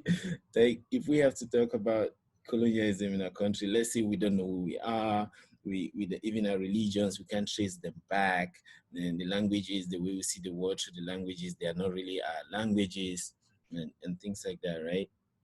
If we want to start um, going towards progress, we will not even be able to start, because we even tried it and then we don't know where we ended. I don't know how we ended. Yeah. So we just need to be destroyed. Well, I don't think destruction would even begin to fix any problem, because by the We time start you afresh. destroy, yeah, Hmm. no, by the time you destroy, there are viruses or bacteria that will carry some of these genes or this DNA stuff. And when the new generation comes up, some of these genes are transferred, right? Like the coronavirus we're having today, it's not like something new. Other Yeah, true, true. similar strains have been existing, but this is just maybe the first beta strain that is coming up, due primarily to natural mutation. So Hmm. it does happen. People, little children grow up. Others come with some kind of crazy ideas that you don't know where they got those ideas from. I think it has to do more with the natural course of events. The natural, what we can do rather at this stage of our existence is that we we begin a new process. And beginning that new process, we must first of all accept that we have failed. Yeah. Okay. And it still boils down to who will lead the movement. If you accept that you failed, you accept that uh, uh, uh, we cannot grow if we keep the same type of mentality that has been dragging us behind. We need to restructure everything that we know of. I think we can get to somewhere. We can get to somewhere, maybe not 100% at the start, but we can get to somewhere. And also having in mind that we will face backlash from the external. Yeah, Yeah, they will true. call you all sort of names. I mean, Jesus was nailed. Socrates was poisoned. Um, Exactly. who else? I think Confucius died sad. Confucius is Yeah, it's on it's only irrespective, allows you. irrespective, Yeah, irrespective of how much happiness you want to bring into the world, your last you days. end up being sad. Yeah, Yeah. So uh, only allows to and disappear. and that brings me to one point. I think we also need some sort of a republic-like kind of discussion, like a panel of Okay. discussion among the new generation. Let's forget Mm-hmm. about the old guys. The old guys have done a lot. They have succeeded. Some have failed, but it is a necessity. Mm-hmm. Is it because failure? Many would think failure is not bad. Failure is a It's only necessity good. to guide you Yeah, in building a better future. yeah, But one mistake we keep doing is that we focus more on the failures rather than the yeah, lessons to learn. yeah. True. Yeah, I'm So if guilty. we can if we can start organizing some sort of the Plato-like table of discussion, because if you look at the setting of the Plato, the Republic, you realize that these guys with different ideas, different level of intelligence came together, and Yeah, they were like yeah. True. they were like Mm-hmm. discussing, and it gave birth to one of the most excellent pieces ever written. Yeah. I think if we can, because all these political style debates on national TV and stuff like that, trying to paint some people black, some people, I don't think we need those kind of stuff anymore. We don't. She used that paint and mix it with tar and pave the roads. Especially the black paint. We can use it in Yeah. some other So, places. Yeah. Mhm. Yeah, I see what you so mean. And actually, uh, that reminds me. I was trying to make this point, and then my mind just took a bend. Uh, when I was quoting Fanon is and the psychoanalysis of the black psyche, it is because I was trying to remember this point, and you gave the foundation like a while ago that we are afraid of failure. And I think one of the reasons, from my experience, I'm not saying oh Cameroonians or Africans. From my experience, like I grew up thinking that things are given, right? Like maybe I'm born, although at some levels that could inspire like love, or it could inspire me to work harder. Because when I think of I'm born to parents and they just take care of you, man, like they feed you, give you food, just man, that's love, life, right? But anyway, on the other side, uh you go to college, you go to the university, they're still there paying your fees. So things are just given. Things are just given to us. So we don't know how to really go and make things ourselves. Like here in the United States, kids don't just if a kid wants something from the parents, like 5, 6 years, what they used to do is the ones I've seen actually they would probably the parents can help them buy candy, and then they would go. to the road and sell that candy. You see what I mean? So on Saturdays you have some kids selling chocolates. It could be a school project, or it could be the parents that have bought it. But that already 5, 6 years old. That's really showing you how you have to go work for things, as opposed to a system where, again, I'm talking about myself. When you're growing up, and then things are given to you in the university every month. You're given allowance, and then you're fed, and then man, like, when will you start making mistakes? You see what I mean? When will you start making mistakes? When will you start failing? I think I think it's part of the conditioning process that the whites Mm-hmm. used on us, or the colonial. I should not say the white, the colonialists used on us. I'll tell you something. They have this human right watchdog and all this whatnot. Mm-hmm. Do they? Have you ever heard the human rights of different organizations putting up articles saying that, oh, the U.S. is abusing child's rights, Yeah. child's labor? But Oh my goodness. imagine this Oh, same actually, organization, true. Yes, true. Oh wow. imagine Now I this see same what you're talking this about. same organizations to Africa, Cameroon, Mm-hmm. and you speak all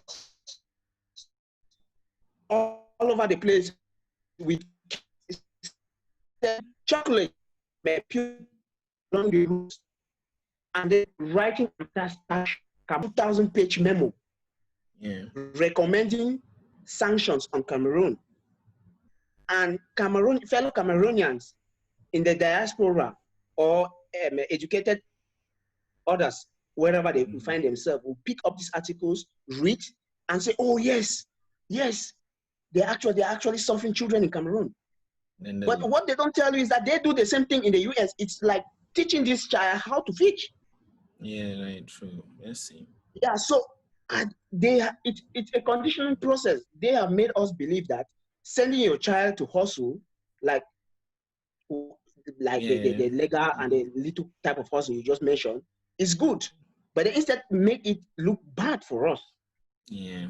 So then you don't know what it means to fail. And then when you start Exactly. failing, it's late. When your mind is already cemented with nonsense, like, you become afraid of failure, man. Like, Yeah. that's whenever I And the think of. funny thing is, Mhm. the only level of success, like you mentioned from the philosopher earlier, the only level of success some of us grew up with is when you have a car, you're living the kind of life that, yeah, That's nonsense. my, Those things actually just disturb because, like, you have a car, you have to pay insurance, you have to put fuel in it. And then there are times that you have to open the door. And I can just walk and go to my place around and sweat. And anyway, yeah. man, it's a whole level, it's a whole Hmm. circle of slavery on its own, whole circle. Some of these things are necessity, but they it's not like they should be used in measure. Because before now, I used to sleep like just maybe 1 hour or 2 hours a day, because I would like, oh, when will I be able to get to raise 20 million to get a car for myself? When will I be able to build a house for myself? And all those things were like, they even prevent you from thinking in the Hmm. direction you're supposed to actually think, like Yeah, right. how to do something that actually matters. Yeah. Yeah. I mean, even if you carry that car, um, let's say you carry the car, you go visit a friend, where will you park? You know, looking for parking and things like that. So those things just disturb. You see what I mean? Yeah. Anyway, Nkoh, so if you have time, we have not even talked about your work, the soil science. So it looks like you studied the pH of the soil until they added a D behind it. You see what I mean? Yeah, And that gave you a yeah. PhD. So he studied so much pH of his soil, and he just said, "This guy, take this D behind That's it." basically it, man. That's basically it. So what is that about? Like, soil sciences? Like, what would make you to study soil sciences? Well, actually, my story is quite interesting. The reason why I even got into soil science, first of all, is quite interesting because previously, my bachelor's degree and master's were in chemistry, and chemistry with a focus of medicinal chemistry, working on plants-based and natural products, trying to see how we could discover some drugs from plants and so forth. Okay. Well, yeah, during one of my lessons, I was like thinking, plants. There are some plants which are found in Cameroon and other parts of the world, but this plant is medicinal in Cameroon. But when harvested in maybe a place like China or America, it is inactive. Marsupial. Why? Yeah. So so Yes, yes, I why? began yeah, I began thinking like, oh, maybe something has Oh. to, maybe it has to do with the climatic condition, the soil and stuff like that. So my lecturer then told me it's possible because the active ingredients that are formed within the plant are a component of the air, the soil, water, and Yeah, all those different chemicals that come into contact. So I yeah. realized that the most important aspect, the primary aspect of plants is the soil, right? Oh, wow. Is the soil. Okay. Oh, So wow. yeah. So when I had the opportunity to apply for different scholarship programs, soil science was actually at the bottom of the pile because I was looking more into pharmacology, pharmaceutical chemistry, and stuff like that. And behold, out of maybe the 200 plus professors that I wrote for a PhD program host, I got a response from the soil scientist I'm working with today. And from there, I had the opportunity to choose between three different research directions. One was interactions at soil plant roots interface in the soils, and interaction between bacteria in soils and how they maintain healthy soils. And then the next was how to ameliorate acid soils, which are basically found most in the tropics and subtropics, like in Cameroon. So Oh, wow. yeah, I took some time to go through his background, and I realized that what will actually work for me more will be the soil, the interaction of bacteria and soils. Yeah, because you can just So use that bacteria as some kind of manure or something. yeah, yeah. So Okay. I got interested and succeeded in getting a scholarship for the PhD program here in China, and behold, I'm here today working on that. And basically, my research has focused so far on how bacteria interaction with soils affect the chemical properties of soils. Okay. Because yes, the soil fertility depends almost entirely on these chemical reactions. And if we have materials in soils that affect, in the negative sense, the chemical reaction, the surface charge property precisely of these soils, nutrient retention will be poor, heavy metal mobility and bioavailability will be high. What are some of So this? What are some of those things that affect it, and how do they come about? okay, we have basically we have two types of different material. We have those that generally have positive charges and those that have negative charges. So, for example, heavy metals, when heavy metals come into soil, they are positively charged, right? Is mercury one? So, heavy metal, yeah, Yeah, heavy I'm saying metals is like, mercury. Is mercury one? I'm asking. yeah, mercury, of course, mercury is one of them. Mercury is one of Okay. the soil pollutants too, yeah. So, Okay. if we take, for example, an element like copper, copper is important. It plays an important role for plants growth. But again, at very high concentrations, it becomes dangerous both to plants and human other living organisms. Let's get drunk now. Of copper. Yeah. So I have a so hangover.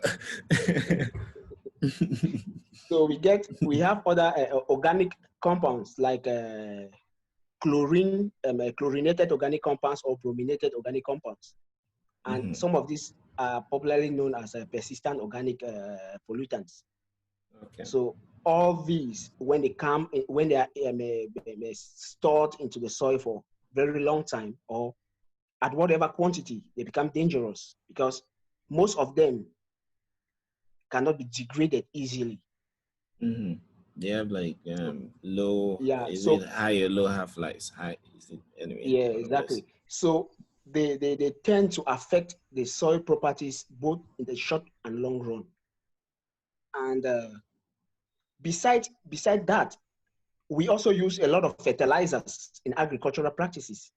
And Mm-hmm. ignorantly, we don't know that these fertilizers also affect the soil properties. Yeah. And in the That's, long run, they become more negative than positive for the plants. yeah. Oh my God. Yes. So basically, I was engaged in Mm. looking for alternative natural means of solving some of these problems How many did you than find? following the normal practices that have been going on. How many did you find?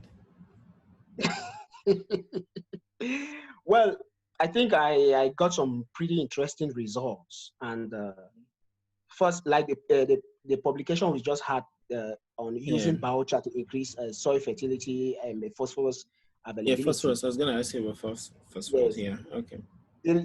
from this article, or I was a co-author there. That Mm-hmm. was Oh, the that's not major your part of thesis. my, Okay. yeah, Okay. no, yeah. Okay. So what we my work was my work is like a counter to Mm-hmm. that particular work Mm. But you wanna because contribute it? You wanna contribute it? Nkoh, are you looking for trouble? no, look, Mm-hmm. what this agriculture stuff is all about, agriculture stuff is all about is over the years there are certain Mm-hmm. practices that people have pushed forward, right? They're actually Mm-hmm. good, but they have a Mm-hmm. downside. Mm-hmm. You see, they're actually Yeah. good, but they have a downside, right? Mm-hmm. Now, biochars are basically materials that you get. For example, after harvesting, you have plant residues. Mm-hmm. You incinerate, you burn up these plant residues, then the black char remaining, you use Mm-hmm. as soil amendments. Yeah. That's biochar. You can also get the waste Is it like ash? Is from it like ash? Because I know is that ashes fire in Cameroon. We used to do that. Like exactly grandmothers exactly used to know that. But that's kind exactly. of, is that basic or acidic? I can't remember.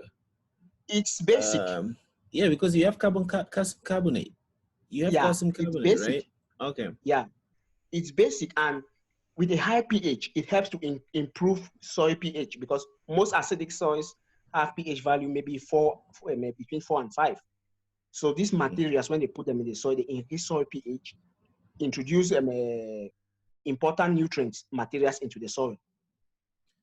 You Wait, see, Inko, 1 minute. So yeah. that's what your grandmother used to do, but you left and went to China to go and study it again, my friend.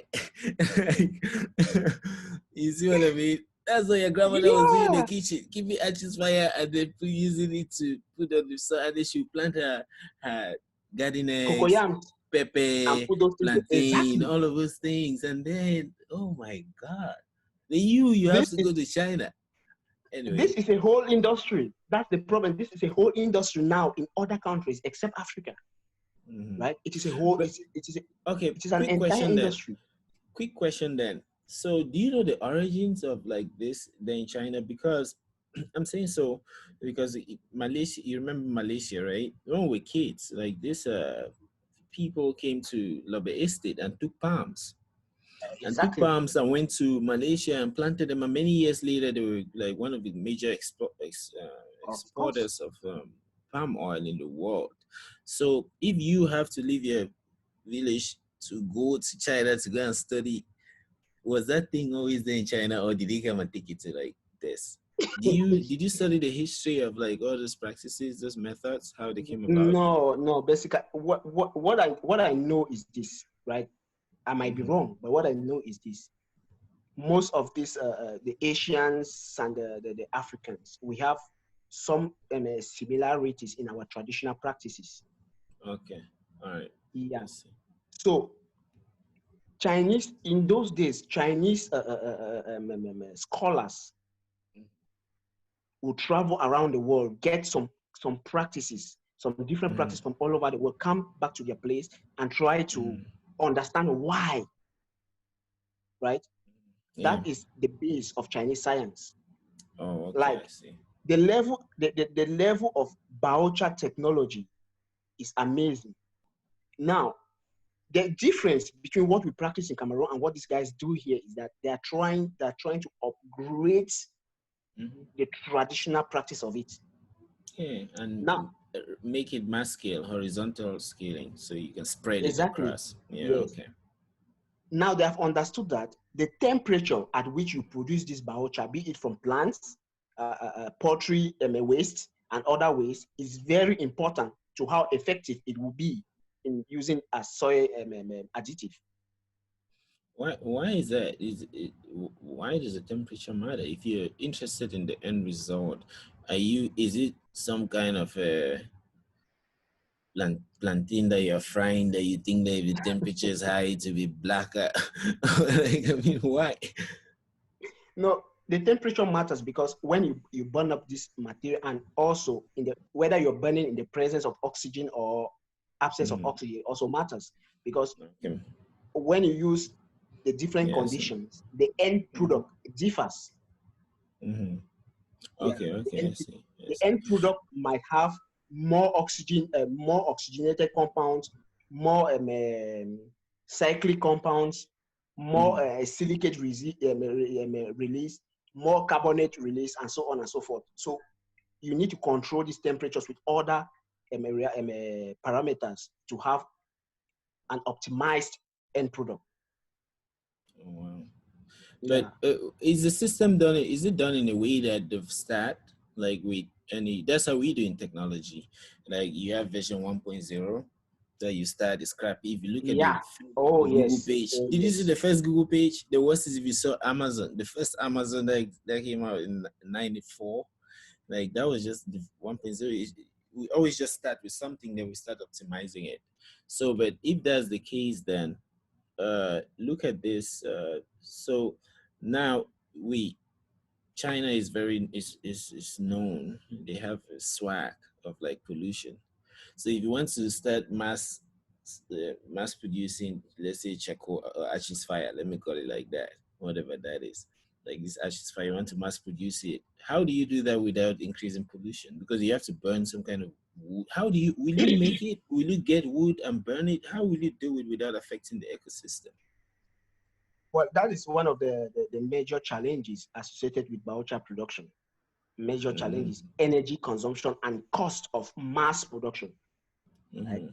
So over the years, people are trying to look for alternatives. That's what scientific research is all about. Always bringing something, solving a particular problem, and trying to look for another solution to solve the Yeah. downside of the first solution that you brought up. And then you end up creating other problems. So Anyway.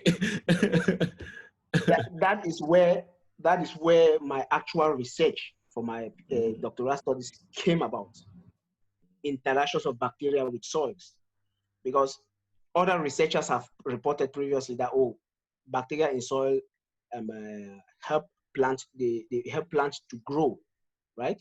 So now I was like, okay, if this bacteria can actually help plants grow, it means that there is something they do to the soil that help retain nutrient, because it's not just Yeah. about producing these organic compounds and all whatnot, but there's something. So I tried now to investigate this something that happens to the soil as a whole before the plants can grow. So that was the base of my work.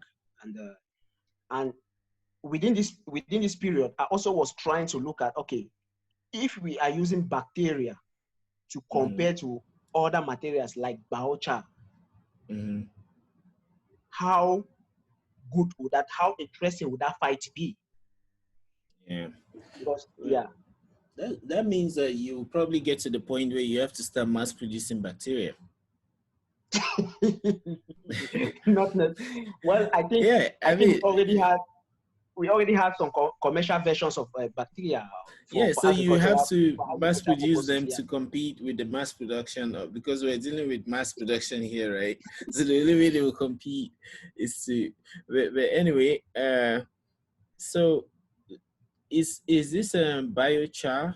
Is it really, is it in any way related to like volcanic soils? Because while you were explaining that, I just thought that, look at Boya. Before I went to Boya, I used to assume that there's a mountain, there's stones everywhere. How can things grow? But that is a very fertile place. Like the pears that grow in Boya, in Bishop Road, man, I used to spend, like, they can't punish me now. I used to spend my time looking for pear, like sweet pear, man. Like you see pear, potatoes, these things grow really well. So that soil, is it in any way related to the biochar soil that they're trying to of produce? course, of course, of course. Because after a volcanic eruption, Mm-hmm. materials get burnt, right? Mm-hmm. So Yeah. the after effect is that you have Mm-hmm. ash or biochar materials or black carbon materials all over the place, mixing up with soils and being absorbed by soils. And because So Boya is over fertile. time, yeah. Mm-hmm. Mm-hmm. So over time, that's why volcanic soils will always be dark in color and fertile because of Mm-hmm. these different volcanic processes. That means that, hope we're not selling a secret here. That means that people should invest in Boya. Like you should make a very big farm in Boya. It's very fertile, and you don't need to do any mass production because nature has done that for you. And Of course, of course. it's probably in layers where you can't really exhaust it because like as you're digging and mixing it, the ones that were under are coming on top and stuff like that. Yeah. Oh, Nkoh, it means that you've been enjoying it. This sounds like good stuff. Ah, Although I just feel like, man, those things are in your village, but you went right to China. no. Well, Mm, the truth is, research back home is it's very poor and just I would not say because we lack the money, but I would say we lack the passion to okay. actually do something because the Mm, people professors at the university levels they don't even make you want to be engaged in research because they themselves are just interested with the little money they get and then live their life and try to stress students up, keep you there for 24 hours without encouraging you with 1 franc, knowing fully well that you don't have a job to turn back to, you have to pay your house rent and stuff like that. But they expect you to be with them doing their work 24/7. And after doing the work, you have a publication to submit. Your supervisor will give you the fifth author position while he himself will be the first. And with a host of his friends mm. occupying the second, third, and all those positions. So it's really It's aching. a But supervisor to gain favor. This one I'm yeah, making up. so I don't know if it's mm, so oh, it's actually trying to. But in recent time, it's improving. I think they are doing a lot to improve. But that has been mm, the downside of doing research back home. And also, we have this tendency of everybody wanting to do the same thing because someone got a grant from yeah, that you're direction. right. Everybody wants to like tap in and Yeah, tap out. yeah. So it has killed research back home. And I think I've learned a lot. And one of the most interesting thing is that after doing all my research, I had some Mm-hmm. interesting results how bacteria affect the soil and how they can be useful in soil. Mm-hmm. And defended my thesis. Behold, I went back to the lab to do an extended version of my research, like Remix. involve the actual bacteria with Mm-hmm. plants and soil. I got some crazy kind of results. I was like, what? Wait, that's, So is it like you take the bacteria and the plant and the bacteria and the soil, or like, hey, how exactly did you do that? yeah, what we do is we already Mm-hmm. have some soil samples collected from the field. Mm-hmm. We get particular quantity uh, Mm-hmm. since we are doing laboratory based study and not greenhouse Mm-hmm. or yeah, what I'm focused with the laboratory based study and incubator like experiments. So Yeah. the soil, it determines a proportion of soil and water together. Then you have a smaller quantity of excuse me, of bacteria suspension Okay. that you put into the mixture, and you plant your germinated seeds within. Yeah, and after planting I the see. germinated germinated seedlings, you observe Mm-hmm. the root elongation and plant growth for a given period of time.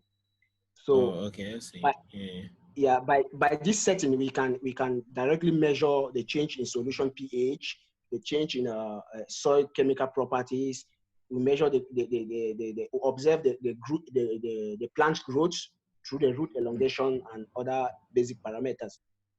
So we observed a positive effect on the root, on the soil properties and the soil Mm-hmm. pH, but a Mm-hmm. negative effect on the root elongation. It means that Mm-hmm. while this particular bacteria is maintaining a healthy soil, there is something happening within that system that kills the roots of the plants. It depends though. It Yeah. it depends because you could think that it's healthier soil. Did you get like the density and everything? Because what if the bacteria will No, make it harder in a way that the roots can't penetrate easily as it would in the opposite case? You see what I mean? no.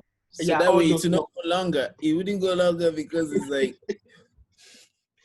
I'm Yeah, just saying actually, all those that's their work. I'm just saying. I'm just making this up no, actually. all those factors were taken into consideration. Okay, all right. It's more at the chemical level than at Okay. the physical level. Yeah, there's some sort of a chemical reaction that goes on within the system, or the Mm-hmm. bacteria produces a substance, because Mm-hmm. bacteria are noted for producing a lot of different organic chemicals. So, Mm-hmm. but what the limitation is that now is that we have not been able to identify which particular compound affects root elongation in that manner, because similar species of bacteria have been reported to promote plant growth. So, and we try to observe this change in two different plants, the rice and the wheat, which we know can grow well in swampy areas. So we try to look at that. So you see that after solving one problem at the past, Create another one. you get yourself into another problem, and you have to start looking looking for other solutions. Yeah, that's interesting. So Yeah. But also, I would suggest that you go back to the village too and check. Your grandmother can know the reason. I'm not yeah, of joking. course. You'll be surprised. You don't need to go right to China. You go there, she will tell you in her own way, even if it's that the No, spirits have heard it. you're right. I think I had an interesting discussion with one older guy back home, and I think from the Mm, discussion I could gather some wisdom, and I think that led me to designing my future research for my postdoc. I already designed that from that discussion, can you and tell us about it? yeah, I think Mm, basically we were trying to look at, okay, soils by nature, in natural soils, mm, if you till your soil and you get a little bit of the soil for analysis, you realize that there are compounds like amino acids already in the mm-hmm, soils, mm-hmm. different type of proteins already in the soil, Why? Because and people pee on them. How did they get there? How did well, they get there? when from the decomposition of plant materials, from the death of animal materials, microorganisms do secrete these compounds. Mm-hmm. Yeah, even the Okay. bacteria themselves, Okay. even the bacteria themselves, they secrete organic compound, what we call biopolymers, are secreted by Uh-huh. bacteria. So Okay. within the soil, there is constant degradation of these compounds and reformation. Mm-hmm. They degrade, repolymerize to give different types of compounds. Mm-hmm. So they are there. So I thought, okay, if we have commercially available amino acids, it's possible that I get some of these amino acids and clay. We know of clay minerals. Mm-hmm. Back Yeah, home, clear. yes, back home, our parents also used to use clay minerals when they want to stop water from flowing through a particular part of the farm. Yeah. use clay to block up that portion, and it becomes solid Mhm. around that So area. yeah. Yeah. Mhm. So we thought, okay, if we could use these amino acids in soils to chemically modify these clay surfaces, and then after modifying the clay surfaces, we use the clay as additives to soil, because naturally the clay already exists in soil, right? Mhm. So we just use this clay and add within the soil, and then rather than introducing different types of manure, we rather introduce this clay. There are two things we think would happen. The, the exchange capacity of the soil will improve, and acidification will reduce, because acidification, when you add more acid into the soil, so it Mhm. makes the soil to become less fertile. So Okay. if we can Oh, manage I see. I this, see. Yeah. Yeah. I see. Sorry. Go on. Clay so is if kind we of can basic, manage, right? yes. Clay is kind of So basic, so if we it kind of neutralize the acidity of the soil. that well, not basic in the sense of basic, not Mhm. that basic, but basic in the sense of charges, the charge property of the new material you're adding, Okay. because the new materials we'll be adding into the soil contain more negative charges Okay. because of the amino acid and functional groups that we are adding. Oh, okay. Okay. I see. Yes. That's it. So these negative charges can absorb, when acid molecules are coming in, they can absorb the acids and prevent them from destroying the soil basicity. Inco, don't end up making another kind of silo. No, no, no. We are basically, it's like taking a soil sample from Bamenda and Hmm. transferring it to Buya. That's basically what it is. Because if you Okay, study okay, I very well, see.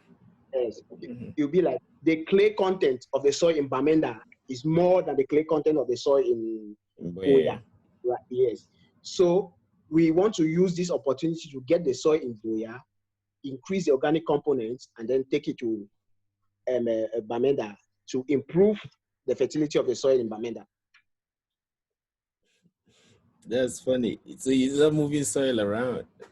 But Yeah. but but anyway, if this comes into fruition, that's a whole industry.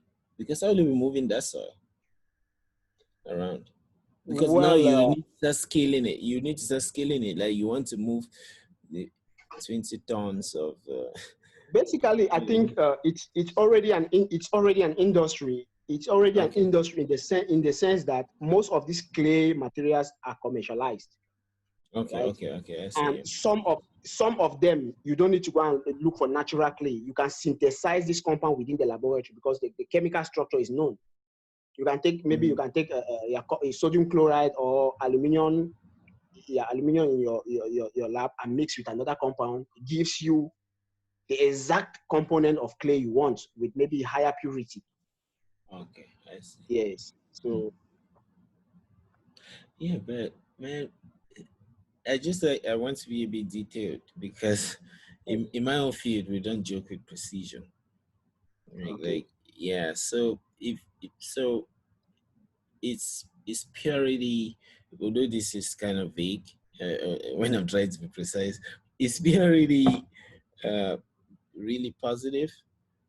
Because if we look at purity in terms of let's say if we look at how things decay, does the pure one decay faster, slower? Does the impure one decay faster because of the impurities? So in that case, does the decay affect the soil?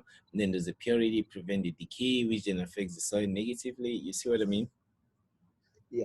Well, it So depends on don't what. you think that if you synthesize it now in the lab, are you gonna make this very pure thing that kind of is like making a plastic that wrapper?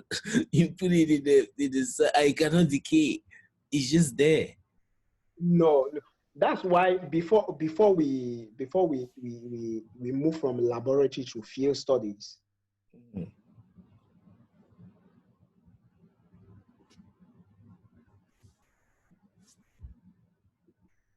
You know?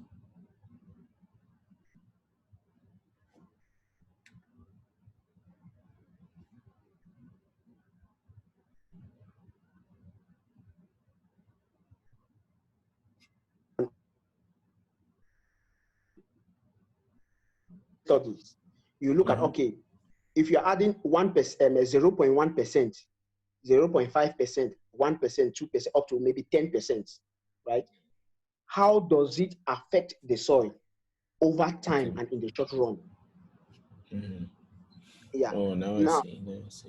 yeah, because there are some materials, for example, like fertilizers in soil, there are some fertilizers that are preferably released slowly over a longer period of time. So you need to design a material that can house the fertilizer and release it gradually, not just on a go. So all this study, we take into consideration all these factors, do laboratory-based study, move to the greenhouse, move to plot areas to study over time in the open field, and before you even start thinking of, oh, mass producing and stuff like that.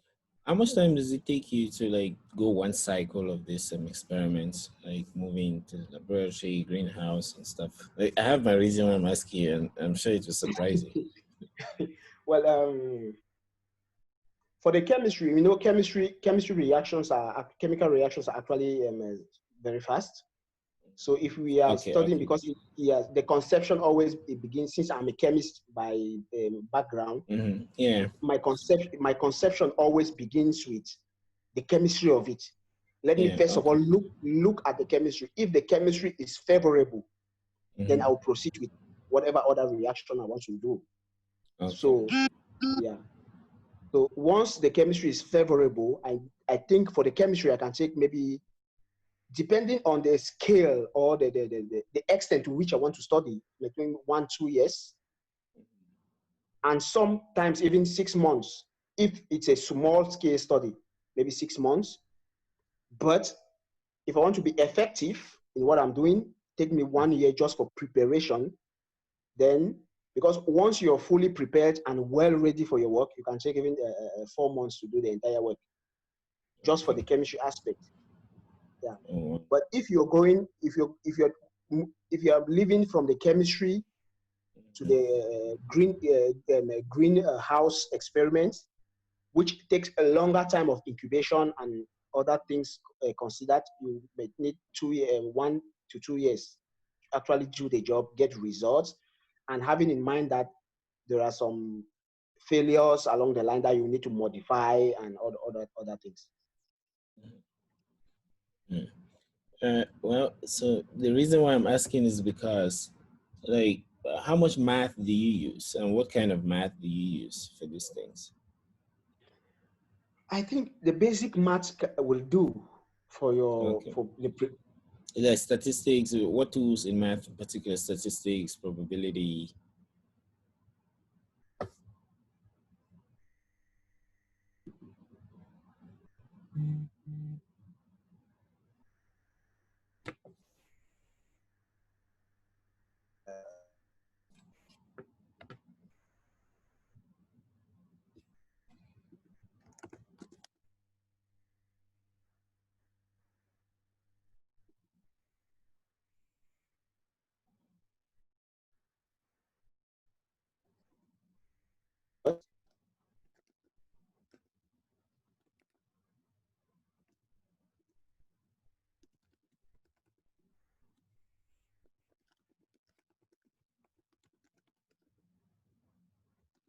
Hello, you there?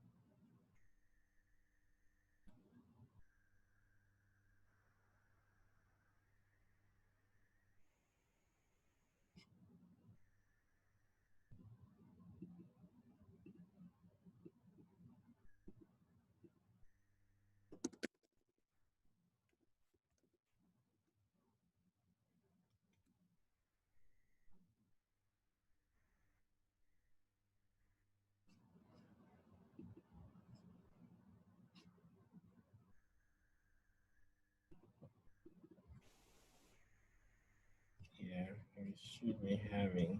Some connectivity issues.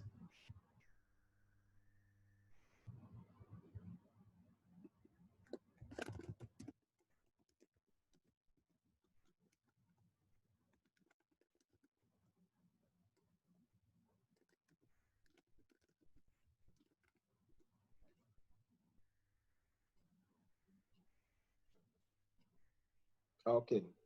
Yeah, okay, great. You're back.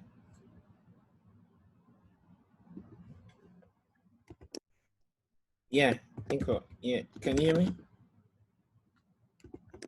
Yeah, I can get you. I get you now. Okay. Yeah, yeah. So we're talking about like the math tools. Is it like statistics, probability? Yeah, it depends. It depends. Like I said earlier, it depends on the stage at which Mm-hmm. you are with the research. On the Okay. with the preliminary stages, you can just use the general maths to the basic Okay. mathematics. Mm-hmm. While when you start getting to the analysis too, where you need to show if you have a statistical difference or statistical significance and stuff like that, you Mm-hmm. start using and different regression analysis, different Mm-hmm. statistical models to describe your result, and maybe translate it to in terms to the economic upside and downside and all those things. See. So, but now let me come to my reason why I was saying so. Because I see a lot of scientists, like in other fields, who don't rely heavily on math.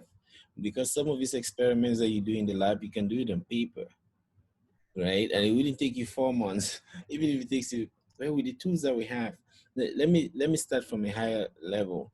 If, for example, there is a system or some software that has been built to simulate this process, let's say you simulate the greenhouse, and then you simulate the integration of the other pieces or entities involved in your research, you see that I'm sure scientists will use it. And then probably if it converges with reality, they would actually accept it. So the only reason that simulation can work is because you can express it mathematically, since math is almost like an exact science. So which means that, especially when you're starting from chemistry, from this your chemistry point of view, if you start looking at these compounds and how they interact and their behaviors, you see that you're almost dealing with small programs. That's things that have behavior. So if you Yeah, can capture those as differentials, using differential equations, then and you create like a whole system, although like some higher level, like higher order differential equations are difficult to solve, right? But if you can take these compounds and convert them, study the system, maybe you've seen that the way this one grows is x squared or x cubed and x cubed dx, and then you add the x yeah, z to yeah, the square root z.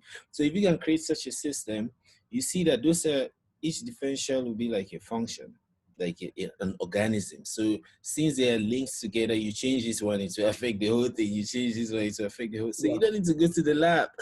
You can just sit there and be playing with these things in your pen and your paper, and then a few months you get it. Well, So that's why I was asking you all of these things. That's what I was asking you like about them. yeah, I get your point. Actually, there are people whose work is just computational chemistry, right? Okay, okay, I see. Yeah. Mm-hmm. For example, the work I just described earlier about the amino acids and clay minerals. There are a lot of computational based papers out there which have been published, right? Okay. Interesting stuff. Like they show how these amino acids can be polymerized into clay minerals, forming excellent structures, right? And Mm-hmm. these compounds have actually been synthesized and used for electronical purposes and so on and so forth. They're already Um, existing. mm-hmm. Yeah, because the chemistry has been done. The chemistry has proven effective in other domains. But one thing we shouldn't forget is when you come to soils, soil is a complex. Mm-hmm. Soil is not as pure as the clay mineral itself because Mm-hmm. when the minerals are synthesized, they are in their purest form. And Mm-hmm. the interference from external sources are limited. But once you mix up this material with soils, a whole lot of different story comes into play. In soil, You have bacteria who are going about their own activities. You have other organic compounds in soils that are going about their own activities. You have fungi and all whatnot. And all of these within the soil system makes it a whole lot complex than just doing the computational part of it. Because irrespective of the computational chemistry you want to manipulate, it won't capture the real situation in the soil. That is Okay, why true. True, true. I after see. every computational study, you get good results. But once you implement what you studied computationally into the soil, you have something else. Okay. But yeah, what can always be true to an extent, it's how the surface charge properties Okay. will be affected. Maybe the computer will not give you the magnitude, right? But if the prediction says the negative surface charge will increase or decrease, the computer programs will give you an idea of how the trend will look like. Okay. Okay. I see. Yes. Okay. Oh wow, Nkoh. So in order for us to have something to chat some other time, although we can chat and chat, man. Like I really want to thank you for making this happen. Uh, I think we can break it here so we ourselves can digest this. It's just really wonderful talking to you, Dr. Nkoh. Just imagine when we're little kids, when we're little kids a few days back running around going to swim, and here we are chatting. So it's really a when humbling experience to share. when you were busy converting us from little pagans to becoming mass boys and And consuming. I wasn't conscious of that. But anyway, so thank you, Inko. Let's do this again. So thank you. You have anything to say? You have any closing things? Like, sorry, let me just give you context. You have a very inspiring wall, like the talking about change and laying down a foundation that maybe little kids can read it, even grown-ups can read it, and then some kind of spark comes up. So you have anything to say before we like close this? Well, first I'll say thank you, man. It has been a pleasure, and Thank I you too. think if we keep doing things like this, we might Mhm. just be reawakening the sleeping angels in some of our hearts to do good things. And Yeah. to the audience and the general public, most especially to Cameroonians, I think the time is now for us to rise up and do what we have to do. Don't let anyone tell you that, oh, politics is not for the old, for the youths, or the old who kill you just to make. No, if you want the change, man, you need to get involved. Irrespective of how little you do, we all can only do our bit. It's about contributing your quota. Just do what you can, and you will have people around you who always be negative or who always be discouraging. But know that by staying out of the equation, you cannot modify the result. You can only modify that result if you're part of the equation. So let's be part of the equation and do our best to fixing home. Thank you once more Thank to you. the host Yeah. of Topoh Spaces. Yeah, thank you, Inko. So we'll continue some other time and probably Okay, very bro. soon. Yeah, thank you. Have a Thank good you one. very much, bro. Yeah, Same bye. to you. Okay.